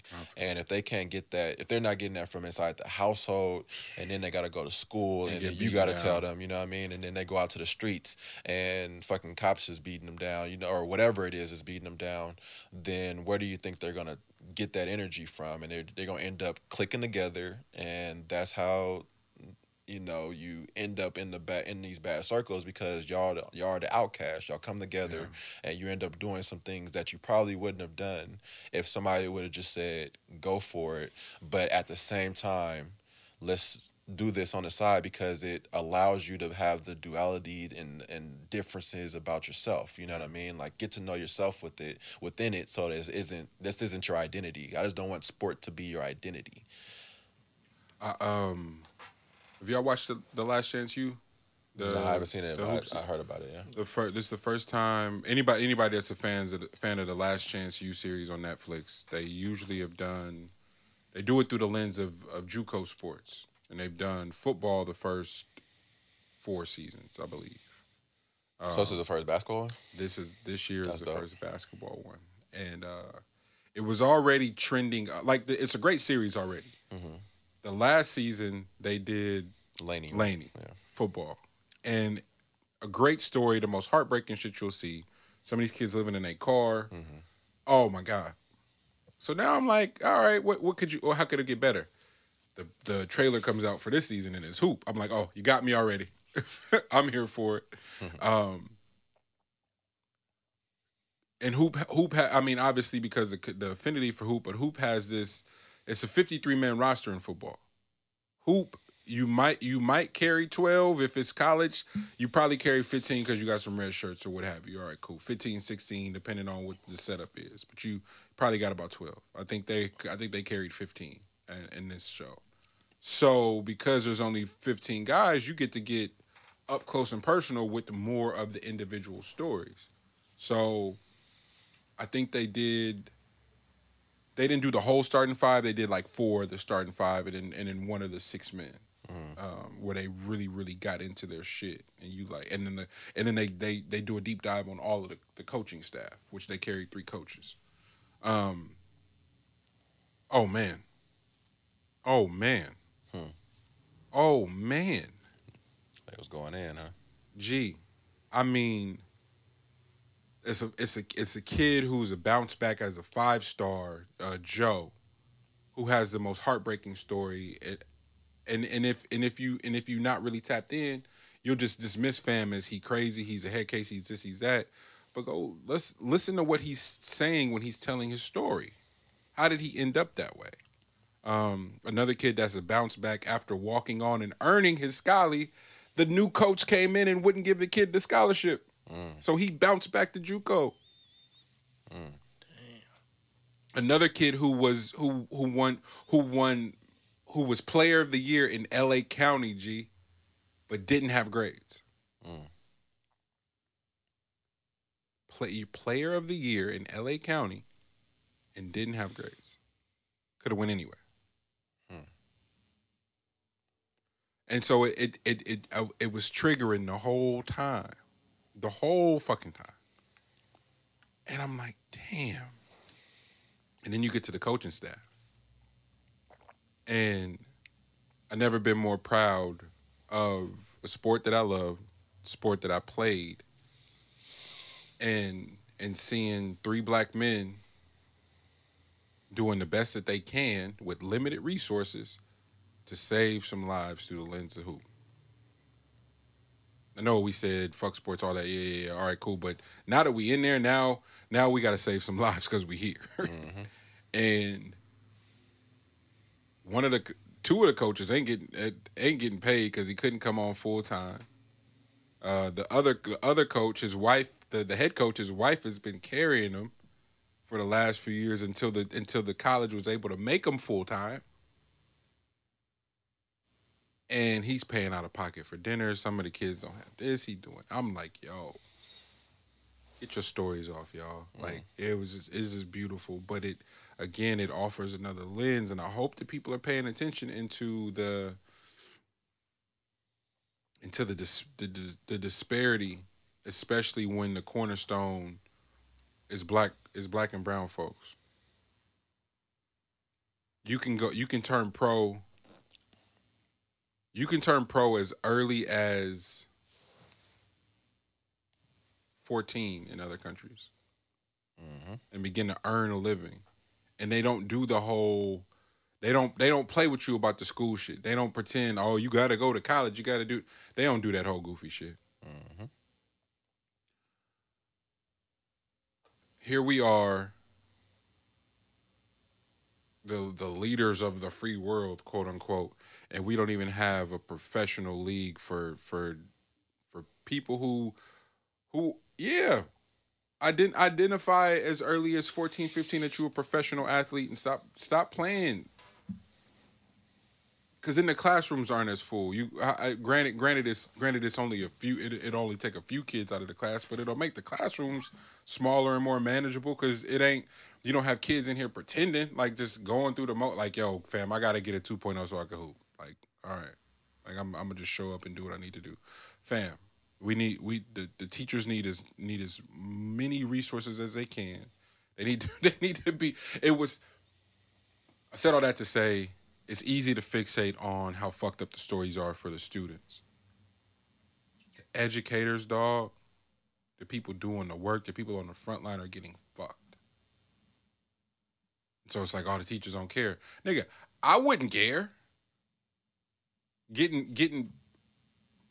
I can barely, especially if you live in California. God bless you if you're an educator and you live in California. God bless you. Man. How are you doing it if you don't have a significant other? And even then, why? Shit, Bay Area, bro. You coming out of pocket for your students. Like, that's how much you love them. Like, you already not getting paid. You already not getting paid, and now you got to come out of pocket for supplies. And come on, man, this is crazy. And so it's shout out Netflix and the directors and the writers of that series. It's an excellent look into just the disparity. And I don't know what the fix is. I don't even know if people are watching it for that reason. I don't even know if they're making it for that reason. That's what I'm getting from it though. We need help, and lots of it. And there's no way you can't tell me that we don't have the resources for it. I know they exist. Just as simple as something as simple as like eradicating the houseless. It wouldn't take a lot.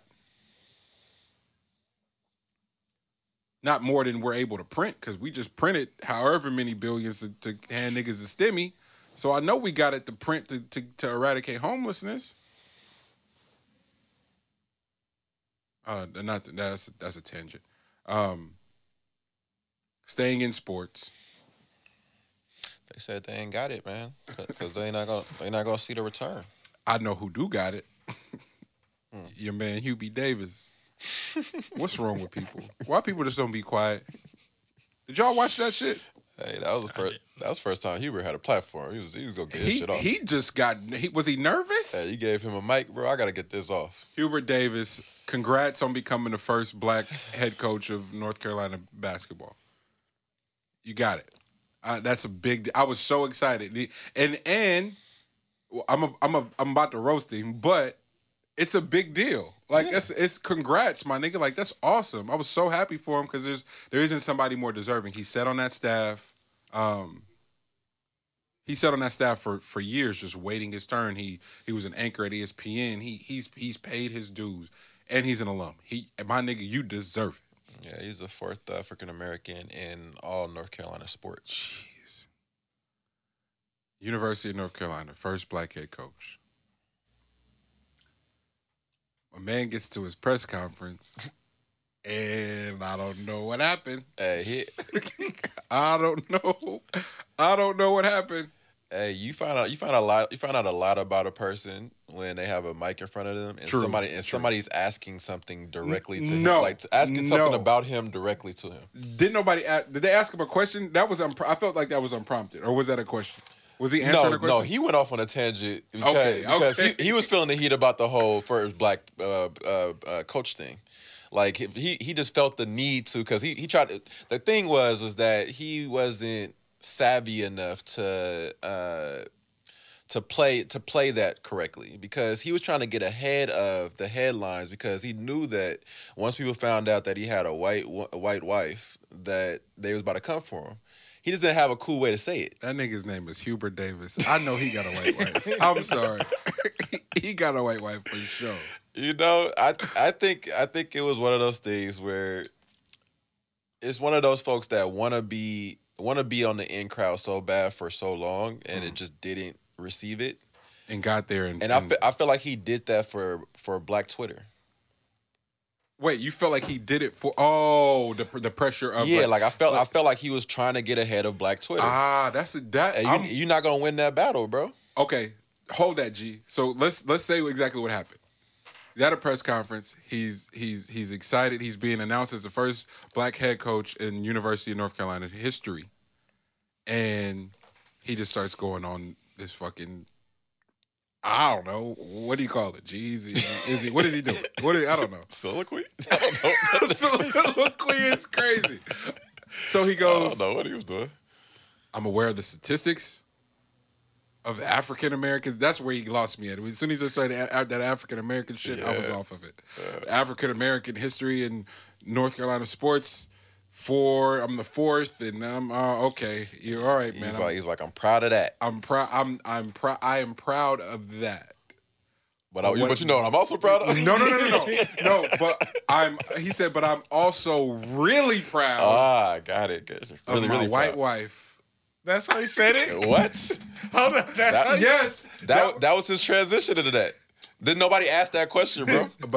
But I'm also really proud of my white wife. I said, oh my God, this man, he don't know. Poor baby. I think L's right though. No. Now that's why I was like, let's say what he said to go back to L's point.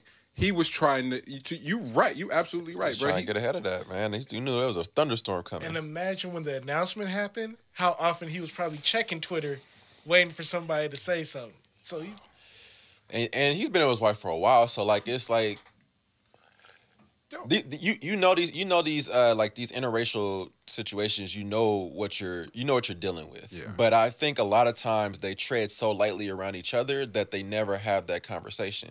So for that conversation to come out that way, I'm pretty sure it's interesting as hell in the household. Yeah. Because I'm sure they've never had the racial conversation. Whatsoever. Yeah. And a lot of times we found out about that a lot this past throughout 2020 when everybody was at home and stuck. These interracial situations people were having when the George Floyd thing happened and there's protests going on.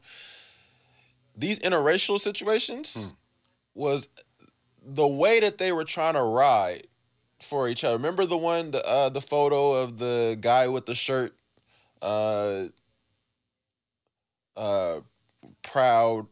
Oh yeah. That was like a proud. That was husband to a white. I don't know what it was, but it was something that they wore. The couple, the couple with the child.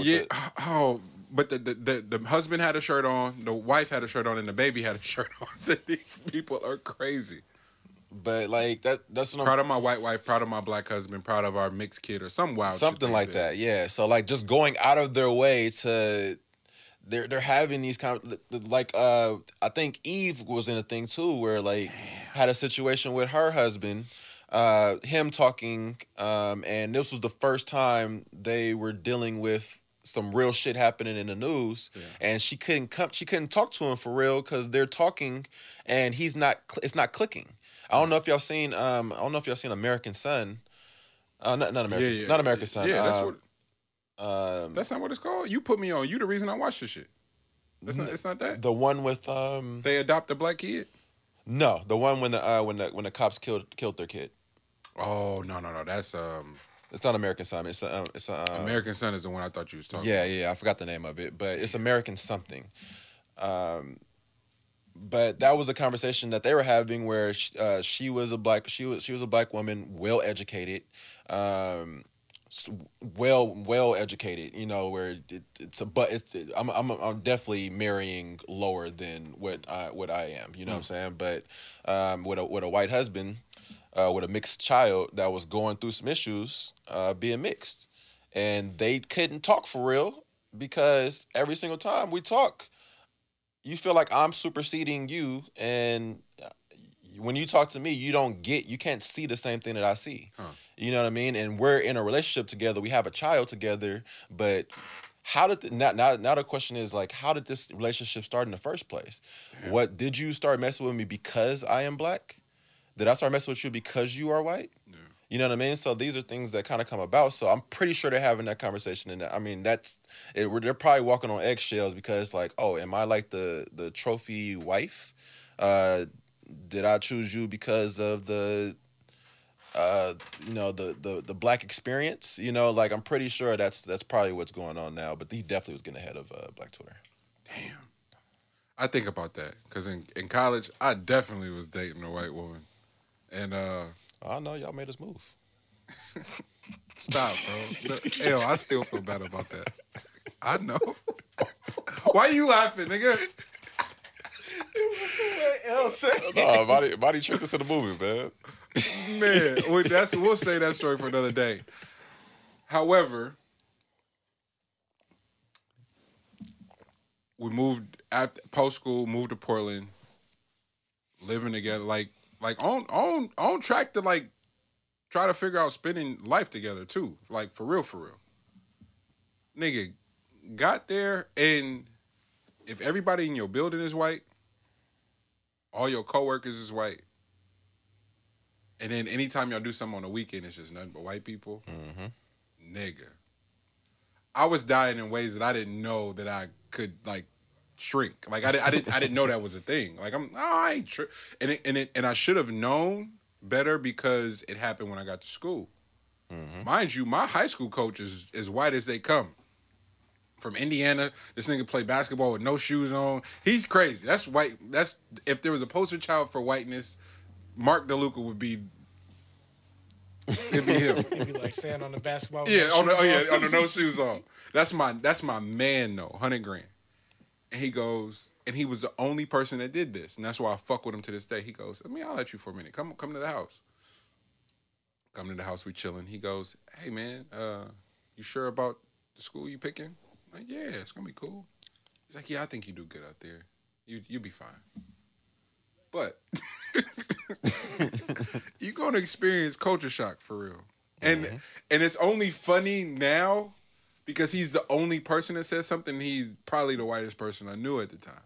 He goes, yeah, man, you're gonna experience culture shock. Mm.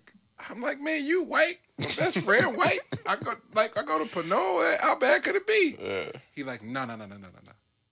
At least you got your family and some black partners. Like you getting doses of it. You get He's like, no, everybody's white. You didn't just get thrown in the pot. I'm like, oh man, it can't be that bad. Like I got off the plane. Everyone was white. And then I got to campus. And outside of my teammates and a few of the football players, everybody, I said, oh God. That first few weeks, bro, I didn't, because you don't even want to admit that you're homesick, nigga. I was sick. I wanted to come home so bad. Bro, black people in an all-white spot is like those mannequins in a store. Like in like a Macy's or something like that. Like you really just stuck on froze and people are like, just looking at you and watching you and touching your clothes and touching your hair.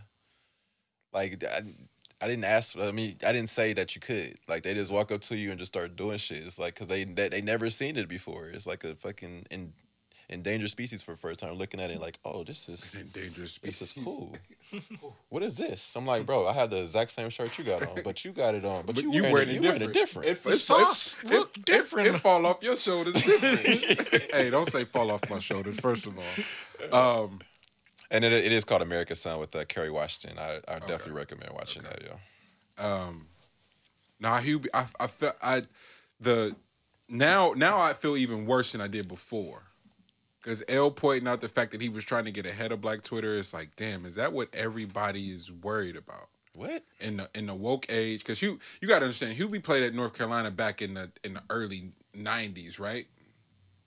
If I'm not mistaken. Like, he played, he was, so it's different then. Ain't no social media. He probably met her at school. He went to the league. The league niggas move different. White wife ain't nobody care. You don't have to face no backlash. Yeah, you ain't gotta face nobody. Let a nigga get killed on camera in a pandemic, and now the racial tension is high. So now you can't even go to the Target with your white wife, nigga. You pressed. Press. What? Po, baby. Yeah. Hubert Davis, hey, don't let all this override the fact that you're the first black head coach in North Carolina, my nigga. Let's celebrate. Like, this is a time to celebrate sports. I don't know.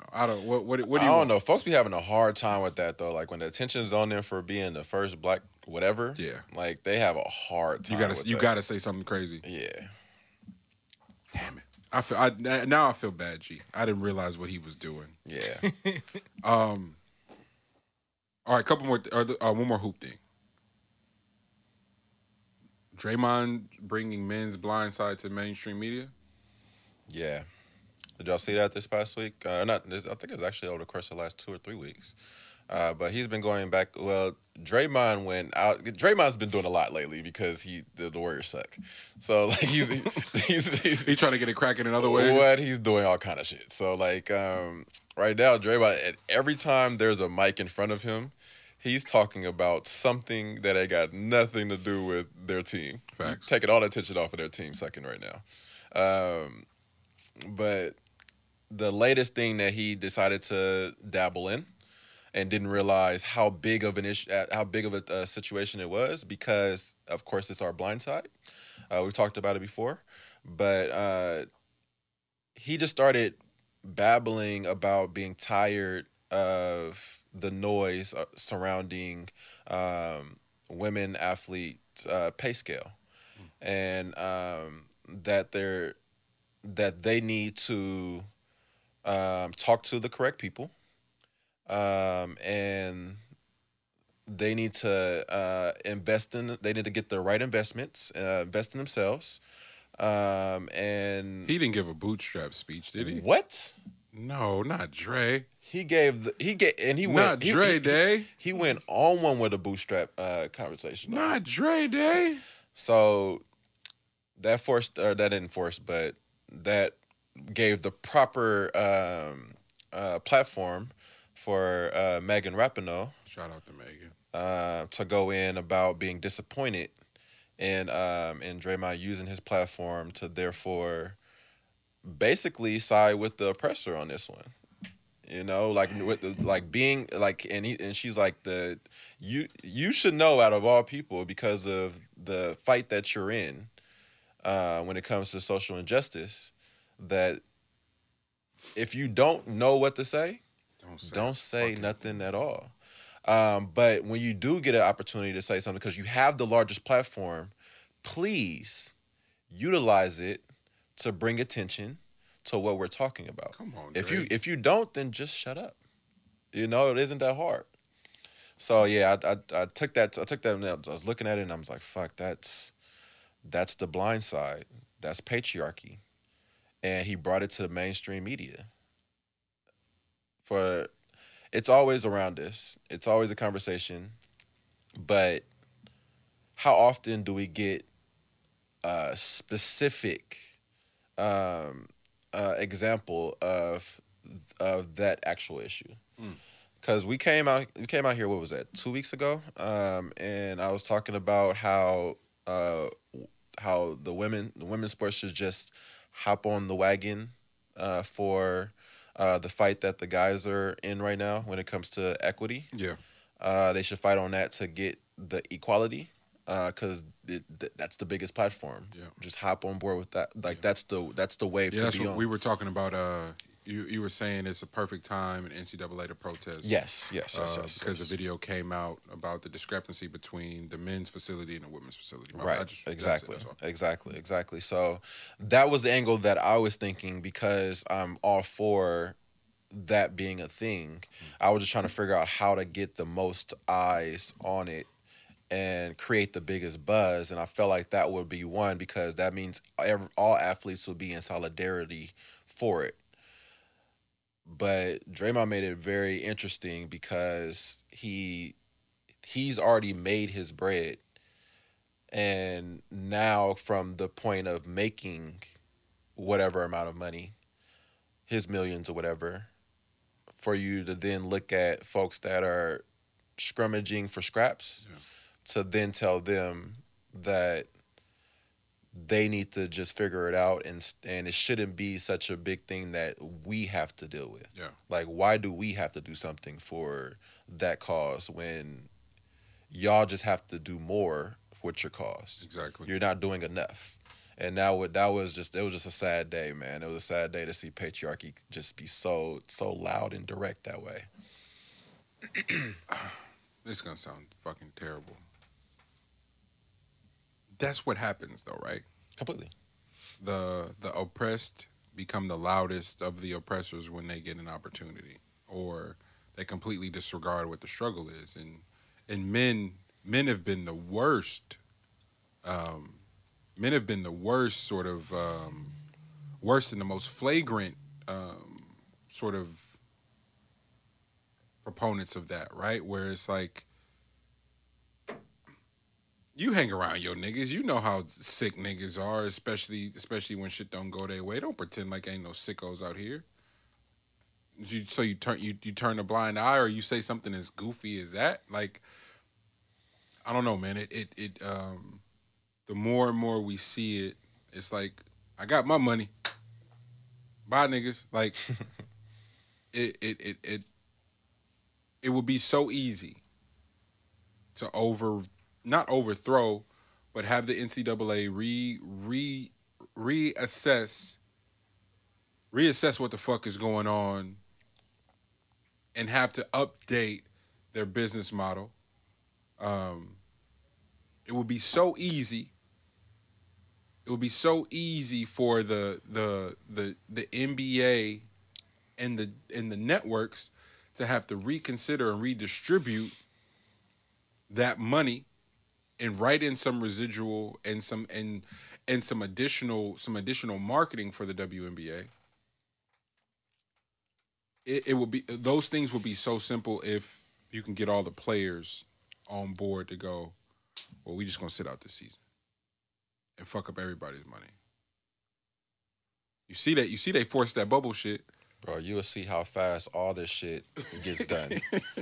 Take some days off and realize how, like, by the time they get halfway through that year and realize how much money they done lost, and if there is no NCAA tournament, then best believe, because we talk about it all the time, the rich have such a hard time not continuing to make money. Yeah.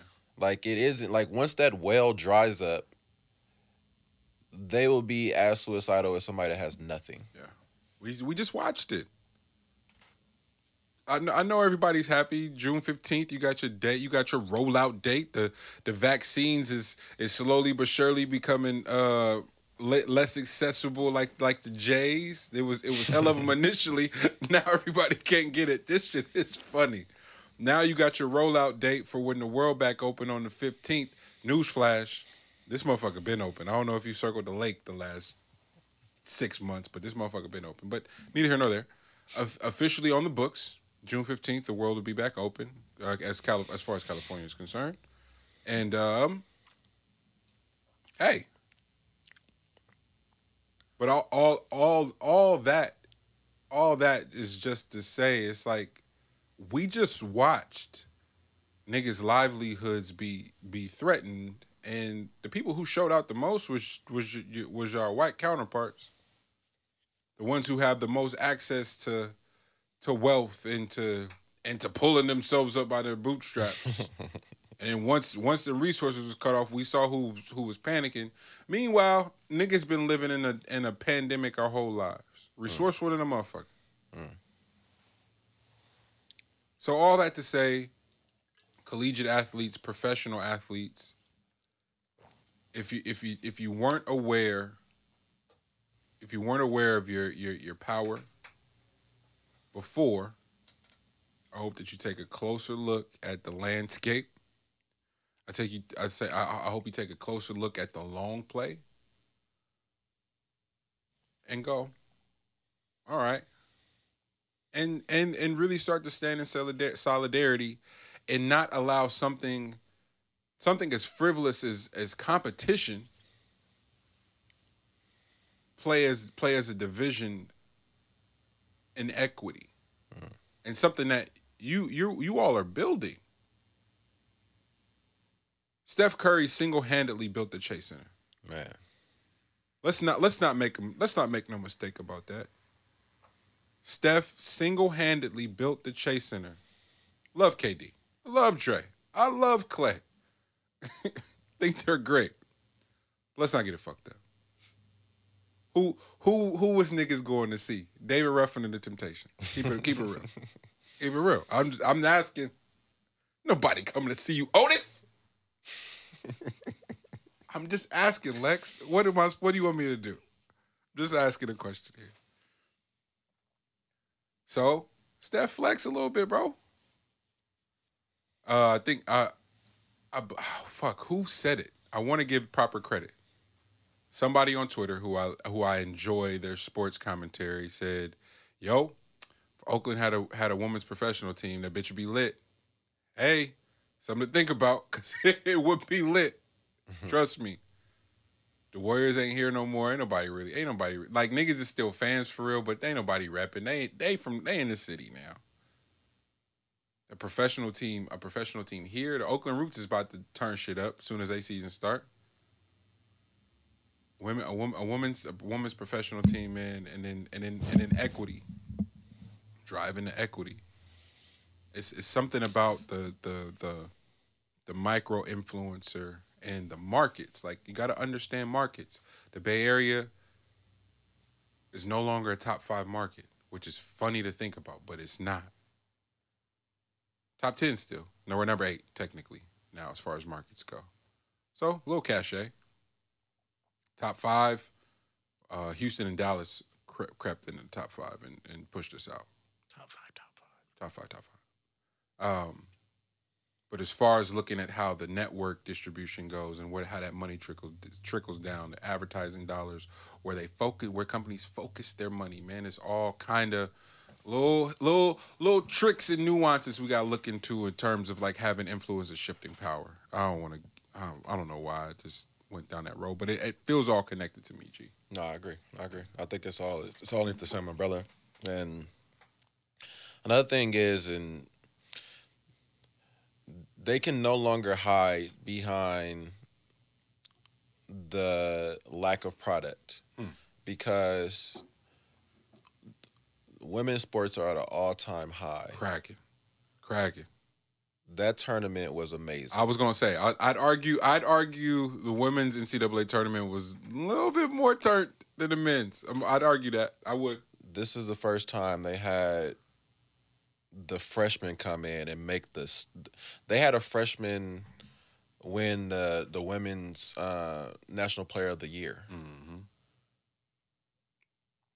It's different right now. The talent is amazing. So, and the incoming class is even crazier. That's what I'm saying. So like it's just a matter, like the freshman at UConn and then the one at Iowa will be running shit for the next 2 years because they can't go to the league until after their junior year. Yeah.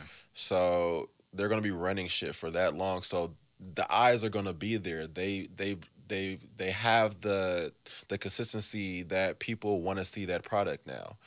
They have a buzz going. And what Rapinoe was talking about was, you got to think about it, that men's sports at some point had investors. Yep. It didn't start out with all this money. Yep.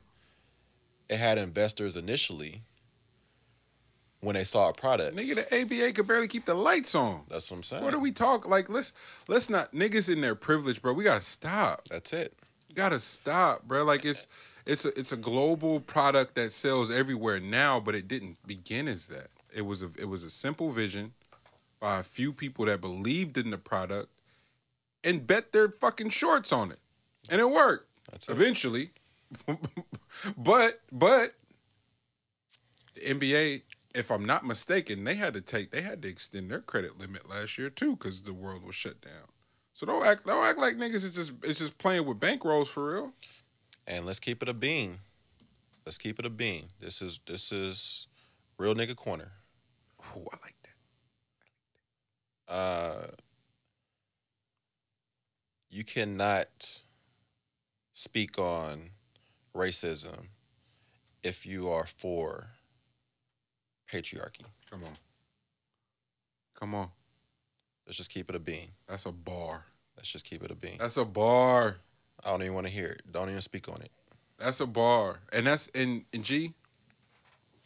That's the reason why when it comes to social injustice and the marching warriors and all that shit, that's why the last niggas I want to hear from is some athletes, bro.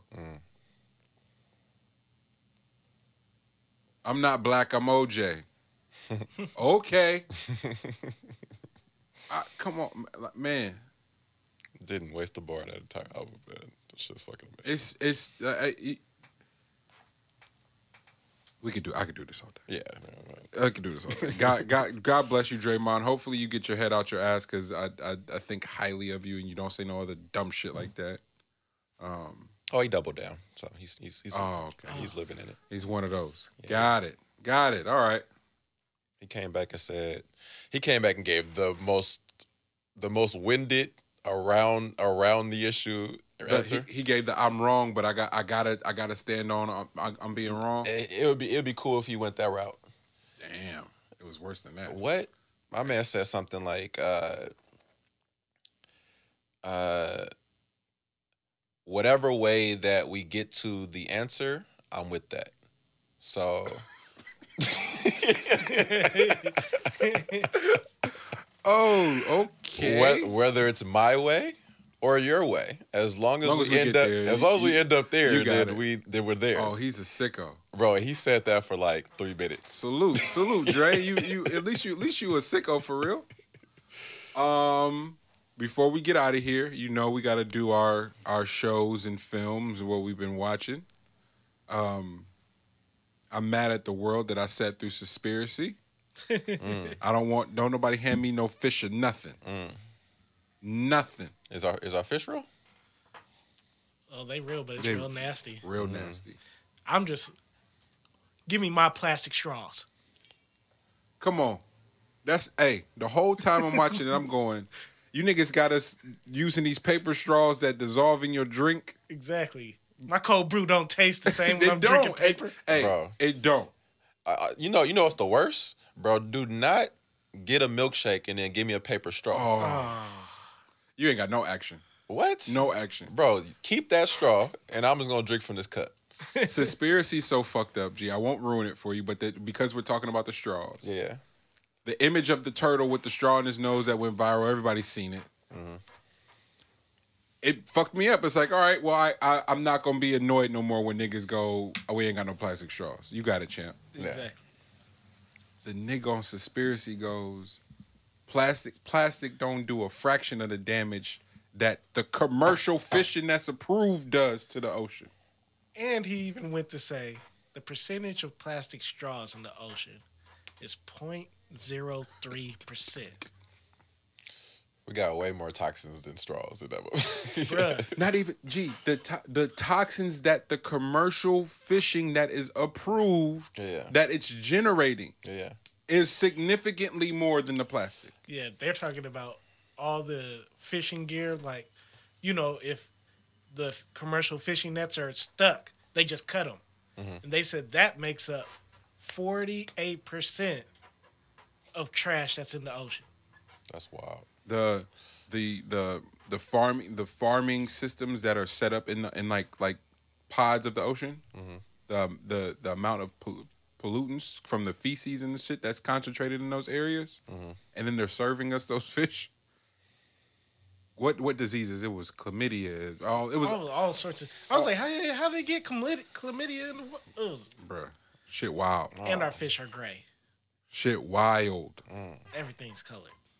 Shit is wild. That's Salute. I wanted crazy. Brett that made that film.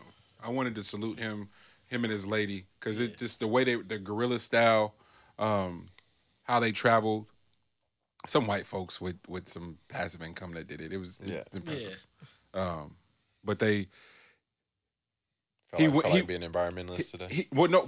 So that's what made it tight. He starts the film out being annoyed by all the trash on the beach. So that's what he building the feet about to do the film on niggas being nasty. Yeah. And then he gets in there. He like, wait. So the plastic ain't what's doing it. It's how y'all are going about doing it. Once you're aware, you can't get off that train. Then he just follows the money. And then that's what he kept saying. He's like, once he hit a dead end, he was like, oh, I could just follow the money. And then every time he followed the money, he was like, okay. Just got wilder, yeah. Yeah. So if you haven't seen Conspiracy, watch it at your own sort of leisure and prepare to not fuck with the fish no more, for real. Bro, we are terrible. Bruh. We are terrible One for this. other thing, and this is a spoiler alert. They're cutting off the fins of sharks. Yeah. And then they were rolling them back in the ocean. Okay, so it wasn't just me. No, I was like, bro, how crazy is that? I thought they were cutting them, and then there's that one part of the movie where they show them putting them back in the water. Yeah. But all of their fins, the tail, and then rolling them back into the ocean. Here you go, buddy. Literally. The motherfuckers sinking straight to the bottom. Like, nigga, what I'm supposed to do? That's sick with it, bro. Yeah. Whaling, how they whale. It's some barbaric shit. Yeah, and the scene with the dolphins too. Yeah, that was heartbreaking. It's heartbreaking. Yeah, I'm still scarred from that dolphin shit in whatever doc that was. Blackfish. I don't know if it was in Blackfish or if it was another one, because it's two different ones. They've done two different really good docs that has to do with the ocean. Oh no, they telling all this. This one they get into like the waste. That's crazy. Yeah, this telling all the secrets. But I was still scarred from the fucking putting them damn poles in the water and setting the frequency so that they have to curl together and come back to you in order for you to stab them with these large poles. And they're so sophisticated. Yeah, fish are so sophisticated, and it's not even a question anymore of whether their intelligence and how they communicate. It's not it ain't it, if you watch the shit, you understand, bro. I promise you, it's not because we do a show. It's not to be anti-establishment. Capitalism is not to demonize money. It's not none of that. It's just a reminder and a reinforcement to lock in on your vision. If you're an entrepreneur, if you're a content creator, whatever it is you set out to do, to lock in and not to be held by nothing. Because at the top, morals and principles, I don't want to hear none of that shit, nigga. The company that is that if you enter that shit, when you go grocery shopping, there'll be tags and stickers saying safe fish, no fish were harmed in this process, essentially. Nigga, the company that's leasing, they're literally leasing that sticker for other companies to just throw it on their logo. I said, oh my God. Yeah, so that doesn't have to pass through like any. It don't have to pass through nothing. Bylaws or anything like that. It's just some words. It's the equivalent of us in here coming up with something and licensing it to everybody, and it don't have shit to do with shit. And then anybody like that works for that company that thought they were doing a good job and they try to ring the alarm, they disappear. Oh no, you're talking about some real money, so I get it. Once you start getting into the billions, those type of industries, people lose their lives for less. Oh, we talking a few hundred billions annually. Yeah, no, I'm sure. It's big bread. Yeah. Staying with our shows, This Is Us. We're talking about it off air, G. It's not as action packed. It ain't as riveting, but as far as getting the writing shit off, this might be one of their better seasons. They are getting it in. And it's not for the faint of heart. It's not for like the folks that, because a lot of shit I was seeing on the from like the response to this season is that people were turned off because of them throwing so many different topics at you at like in one season. Like they did that shit. Like each episode is something touching on 3 or 4 different You things. know what I mean? Yeah, Like yeah. when they usually would spread probably one of these topics out across the entire season. Now they've delved into a few things, and that's turned people off because they're. And the thing that I hate, and Mani hates this bad because he had these comments about like The Walking Dead and all that stuff like that. But like, folks having a hard time having a show that triggers you, and then because they use TV to get away from like their real lives.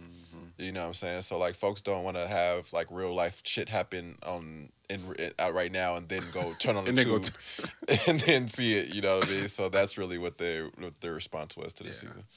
That's annoying, especially when the writing room is as sophisticated as This Is Us is. Bro, they are doing roller coaster. They're doing some impressive mind juggling shit. But they're handling it with so much care, and that's the thing. Is this one of the better casts that we've seen in a TV show? Because their execution. You know what? I hadn't thought about that. I would have to say. Because they are a family on how they execute the idea. I would have to say this is like the cat from the cast. You know what? You're right, G. Because we've been given a writing room. Kev has grown on me. Yeah. No. Kev, well, it's fucked up because it's some personal shit. Because I watch... Selling Sunset is one of my favorite shows. I don't care what nobody says. It's a great show. If you watch it, you'd love it. I haven't seen that one. One of the realtors on the show is his wife in real life. Oh, okay. They go through an epic, nasty divorce in season 3. And now I'm like, fuck this nigga again. But I just became a fan. So no. His character on the show has grown on me without a doubt. And his character was never bad. It was he was just doing such a good job. I didn't fuck with him. He's doing an amazing job. Yeah, that's what it was. So you know what? For as much credit as to give the writing room, I definitely want to give the cast their flowers too. It's just an all around really, really great show. But in this season, in this episode, this latest episode, there's a part where if you watched it, you caught up? Yeah. Oh, okay. Yeah. You are you caught up? Yeah. Okay. That's one thing I've been watching. Oh, okay. So Kev's proposal goes like makes the tabloids and shit, and all his exes get the magazine and like are happy for him. That ain't how that shit go in real life. I just wanted to let people know, like, that ain't how it go. What? When I saw the first person, I was like, oh, she about to come fuck some shit up. Yeah. But then they went to multiple people. I was like, and okay, I see what they're doing. Nah, hey, all right. This is us. Y'all do a really good job of being truthful and capturing shit. I saw her pulling up because I was like, she toxic for real. So I could see her just, Oh, the black chick he was poking her head back in here. The black chick he was dating? The stepsister or whatever. Yeah. I was like, it would be tight if exes were happy for each other. No, y'all not going down that road with me? All right, fine. That's cool. I'll go out on the ledge. It would be. I'll go down that ledge myself. You trying to corral him? You trying to do like a... Trying to see? You trying to do like a social? Nah. What about if you did a speed dating with your exes? And nah. Like one where they can go from each table and like talk about you. Ooh. Damn. I don't know. They get 30 seconds to get their rocks off. What do you think your results would be? What do you think they would say about you? What? I don't know. That's why I came with the idea, because I'd be interested. I would be interested too, but I don't think it would be good. I think it's probably not gonna go the way I have it in my head. See, but, so we say this. Yeah, like I think it's a dope concept. I just don't think it's going. In my mind, it was good. Like you don't have nothing bad to say, and it's like, no, nigga, I got a laundry list of things to say. And like, damn, I tried. But fuck that. I was about to say some of them I didn't. Hold on, I think that'll bring them together though, because if there were certain things that carried over between relationships, then I think that's something to bond. That's something to bond over. So that might be the connection. You know what? Nah, they better not have nothing bad to say. I'm gonna go out on that ledge. How about that? Outside of just being a shitty communicator, what else could there be? Oh, you'll find out. You gonna find out now. Oh man, shit. I love y'all though. No, for real. Not for real. Nah, that's crazy. There was love. There was love at a point. There was definitely love. I want y'all to be great and prosper. What we got? What we got on the walkout? Walk off Homer. Did you have a comment about the transgender thing? Or no? Not the transgender. My bad. But the pronouns. Oh, in the episode, yes, nigga. Shout out Beth in the writing room again. So, Beth and Randall's oldest. No, they're not their oldest. Their middle daughter, because they adopted their oldest daughter. Mm-hmm. Their middle daughter, is identifies as gay on the show, and is dating a they now, and so they tackle the pronouns in the show. And I just got done maybe that wasn't you. I was talking to somebody who does a lot of corporate emails. It's like, yo, how are you maneuvering in that space? It's like, yo, man, it's kind of hard. I'm like, I couldn't even imagine because I'm not in corporate and don't have to. But now I'm starting to see it more, doing a lot of admin work for GN, and I'm going, oh shit, like the pronoun things is for real, and wanting to be respectful and wanting to learn, like genuinely wanting to learn. It is here. And I thought they bodied the complexity. I thought they bodied the complexity around that conversation, especially with dealing with your daughter, dealing with your child, and anything, and wanting to still maintain parenting on some level. And I thought it was funny. The oldest daughter was like, "Yo, fam, why they get to have the door closed?" Exactly. My boyfriend be here. We not only do we not get to go upstairs, we for sure can't have the door closed. They got the door closed and they upstairs. Mm-hmm. It's like, oh damn. And then Beth was like, you know what, you're right. Yeah. Try to get her mind right. Try to get her mind right, and it was like, oh. She hit that first step hella times. Like, it was, and so, but the nuance of it. And then navigating it safely, right? Because, we've been having really, really interesting conversations in and around that. Like, what do you do if your child does identify as something, has another sexual identity or another gender, identifies with another gender? How do you navigate it?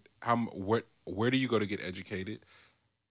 Because it not telling nobody how to raise their kids, and again, don't have no kids, but it is something I think about because there are people that I absolutely adore. I mean adore, that we grew up with, that identified as gay the whole time we were kids, and we knew. And for whatever reason, the adults act like they didn't know. Mm-hmm. And then when niggas got of age and was like, yo, I'm gay, hey, they wanted to all act crazy. Mm-hmm. And it was like, they was hoping that time was just gonna pass. Yeah, like it was gonna wear off. Like, wait, I don't know a lot, but I don't think that's how that works. Yeah. And out of fear, it's easy to say what you won't do. How about that? It's easy to say what you wouldn't do in a situation, but out of fear of how those circumstances were handled, I wouldn't want to make the same mistake. Wouldn't want to. The world is cruel as fuck already, and suicide is real. There's no way around that. Like, wanting to lead this motherfucker because it not feeling like there is any space for you. That's a real thing. And so it is something I think about. Like, yo, what if my child is like, yo, pops, like, and because it's not just the it's not just how you handle it over time. It's that first reaction. That first reaction, you got to handle it so delicately so that they don't go, "Yep, I ain't talking to you no more. You don't got this figured out."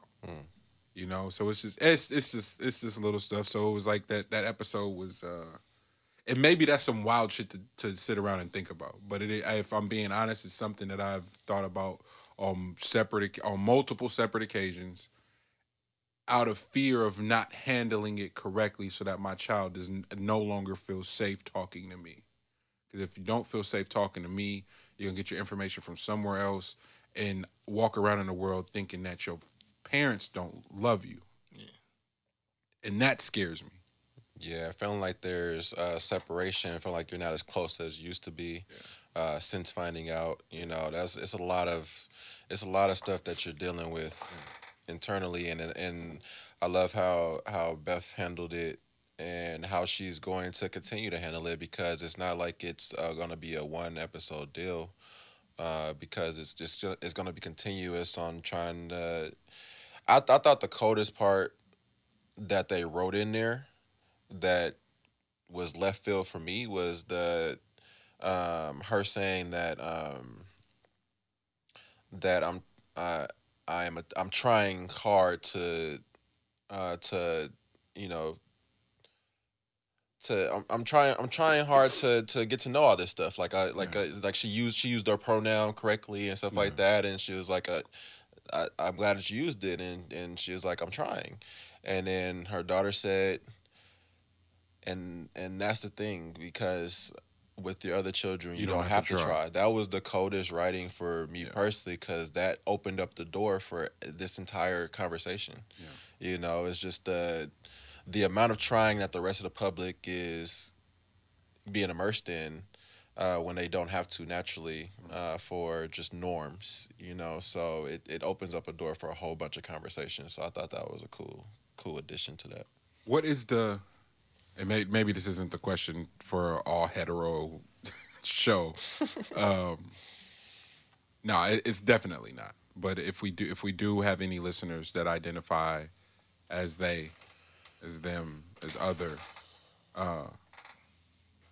please write in and educate us further on how to navigate the space, and being inclusive and welcoming, and not the opposite. And even posing and framing the question may feel redundant, right? May make you go, why you gotta ask? And it's like, damn. To the point of the show, it's like, you don't have to try it, everybody else, and you're like, you're right. Don't have to try, but ultimately the goal is to be educated, and to not walking around being ignorant and making dumbass statements and dumbass comments out of ignorance. That's it. And it's been a topic of conversation, over the last 2-3 years or whatever, with cancel culture and all that. But also just like allowing the space, because in order to learn, you're going to make some mistakes. But if somebody's showing like they're actually trying, then there's so much growth to be had in there, by the attempts that they're making. So just allowing that proper space, because we're not going to say all the correct things, as Mani said, as hetero males. We're for sure not going to say all the right things, because technically in the conversation we'll be at the top of the totem pole, you would say. So of course we'll have blind sides and we'll make mistakes or whatever, but I'm all inclusive. So if I'm missing anything, then I don't want anybody to feel like they're, for one, not heard, not seen, and feel like they don't have a place because you do. So that's really where I'm coming from. So I didn't want it to be like, it's not. It's a big deal. It's a big deal. I don't want to make light of it, but the best way for us to get to making it normal is for us to crash course ourselves into, making some mistakes, and hope, and, it's no malice. That's what it is. It's no malice. Man, look at us stumbling in the rich dialogue. Hey, that's the riches I had on that conversation. What Tackling the tough topics. That's it. Well, the white boy Rick. Because I got a funny ass story. I just can't put it on mic. I'll tell you afterwards.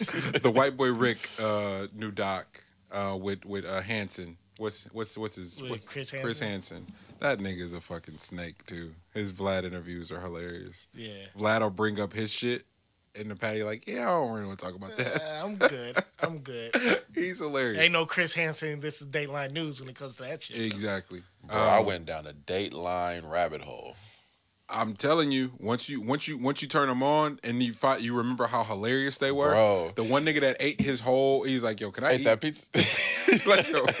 yo, I know they're gonna arrest me when I go outside. But can I finish this pizza real quick? No, when this nigga introduces and says that, oh, this is Chris Hansen with Dateline or whatever, and that one guy always walk across the set. Like it's always one of the producers or whatever, and somebody that's a set guy that just walks across the screen. That shit's funny to me every single time. Oh man, But, he produced the white boy Rick doc after they have already done a movie about fam. After they did an American Greed episode. I haven't watched it yet. Should I? Not the doc is the American because Greed? you know me. Yeah. Should I? I think you should. Okay. But honestly, I feel like the reason he made that doc is because he feel guilty. Chris Hansen. Yeah. Whoa, tell me more. I think because he covered all that shit, but he covered it the way the news did. And it was basically, it's funny, and it shouldn't be funny, and I'm going to get judged for this and probably killed for this. It's funny because you got to think, in Detroit at that time, it was all black people in charge. It was a black person that was the mayor. Yeah.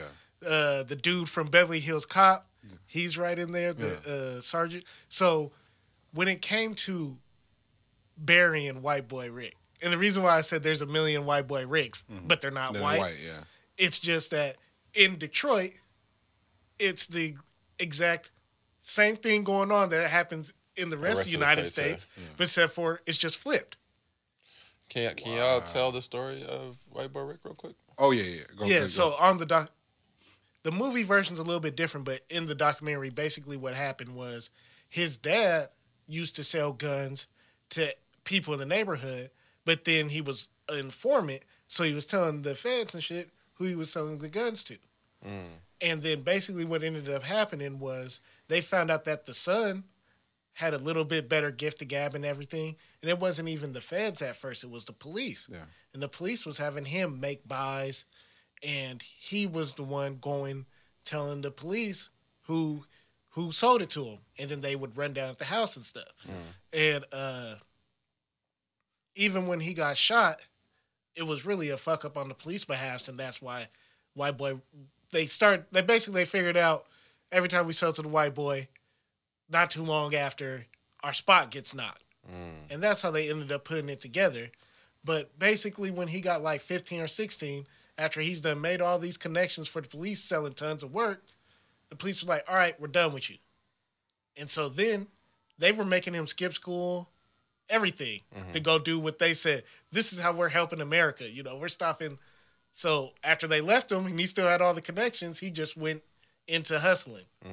But you know, what ended up happening was he was having, so the mayor's the mayor's niece was dating one of the biggest drug dealers in Detroit, were married.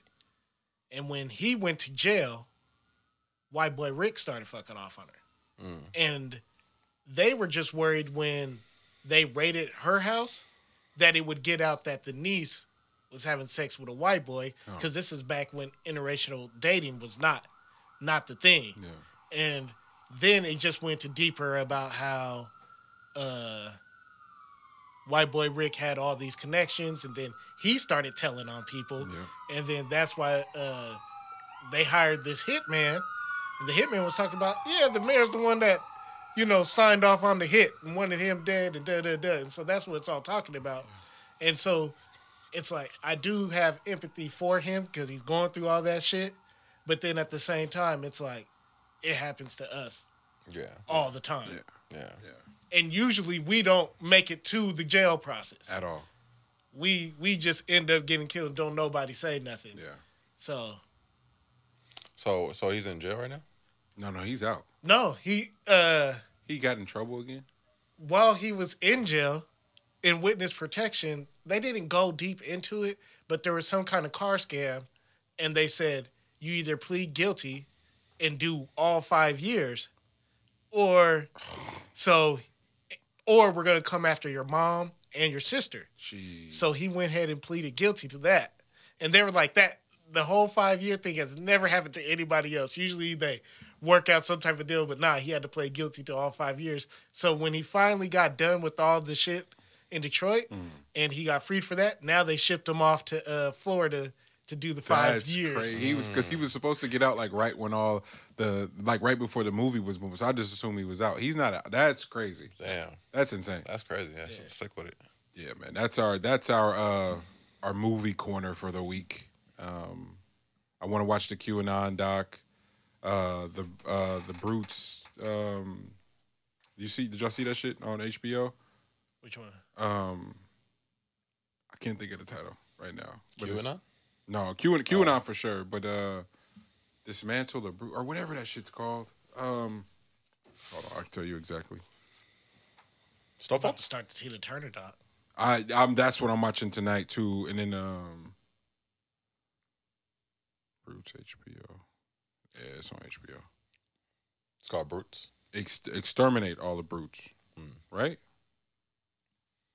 Let me see. Yeah, exterminate all the brutes. Y'all watch Snowfall? Oh, you know it did. Are you caught up? You caught up now? Yeah. Huh? Still ain't caught up. Shit, Lex.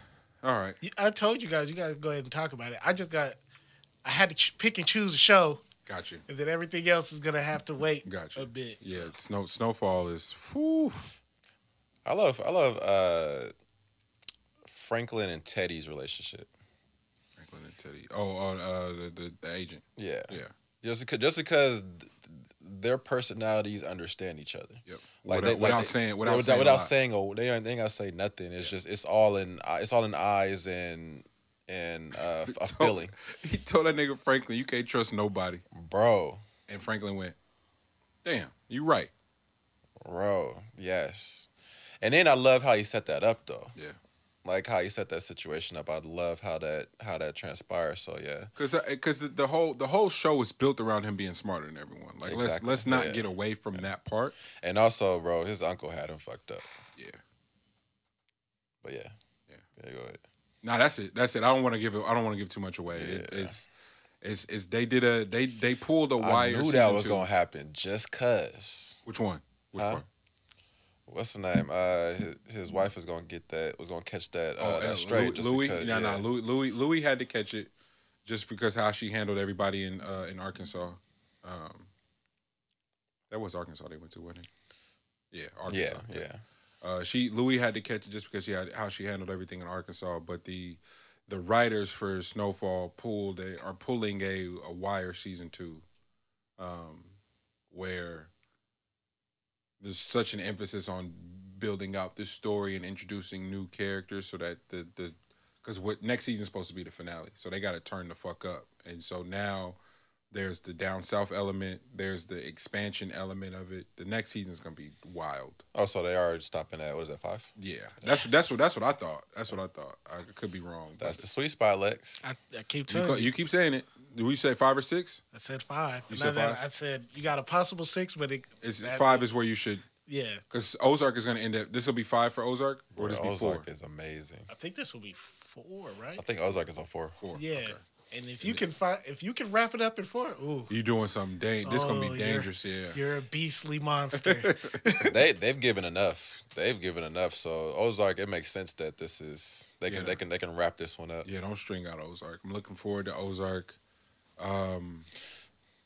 Is there any... What's name started, didn't it? I need to start that. I feel like it came out on the 9th, huh? Yeah. So I'm gonna watch that later on. Last thing before we get out of here, over or under odds, we get they find somehow some way to bring House of Cards back. Have you seen him? Not since he made that weird ass YouTube video. Y'all haven't seen the YouTube video? No. Where he still seems like he's in character? Nigga, he's playing character, not making fun of, but he's like spoofing everything that's happened to him in the Me Too movement. You haven't seen this? No, I missed it. No. No. It's creepy, ill. No. It's creepy. I don't think he's spoofing. I think he's stuck in character. He getting his job back. Kevin Spacey, my nigga. I didn't want that check back. Hold your head, King. I don't know where you at, wildin'. That's crazy. Kevin Spacey. I for sure missed the knock on the table, man. Hey. Just saying. I think they got grounds to bring the shit back. That'd be great. How was that last season? Without him? Yeah. Wasn't bad. I didn't mind it. They and the way they wrote him in was like a ghost. So he was in episodes. Like, so it wasn't like he got killed off or anything. Like they left it open? Oh no, they killed that nigga. Oh, I killed him. Okay. Yeah, they killed him. Okay. Yeah. Let's get out of here. We're sorry, y'all. We went down this whole sorry about that. TV show lane, but thank y'all. We loved you. We missed you. So glad to be back in studio with my guys. Yeah, man. Rory Maul, if you guys want to join the show. I heard y'all need a show to be on. I heard y'all need a job, baby. Couple. Hey, if you tired, bro. How are y'all rocking with the show without Rory and Bo? You want the truth? You like Grown Man Corner? You want the truth? I'm not mad at it. Cause when Ice used to make appearances prior to the structure, I always enjoyed Ice's left sort of commentary. Ish is okay. I don't mind him. But it's kind of like when Rory and Maul first got there. It was I like Amani. Amani was great this week. Yeah, Amani was great. Did you listen to the one with when his son was trying to explain his situation and Joe just railroaded it? But poor Trey. That's all I can. So that's all I kept saying was poor Trey. But yeah, he's picking up some real shit. How are you? Are you fucking with it or not? Nah, it's tough, man. It's tough. I think Joe is doing a better job performing because I think he rocks with Ish and Ice a lot more.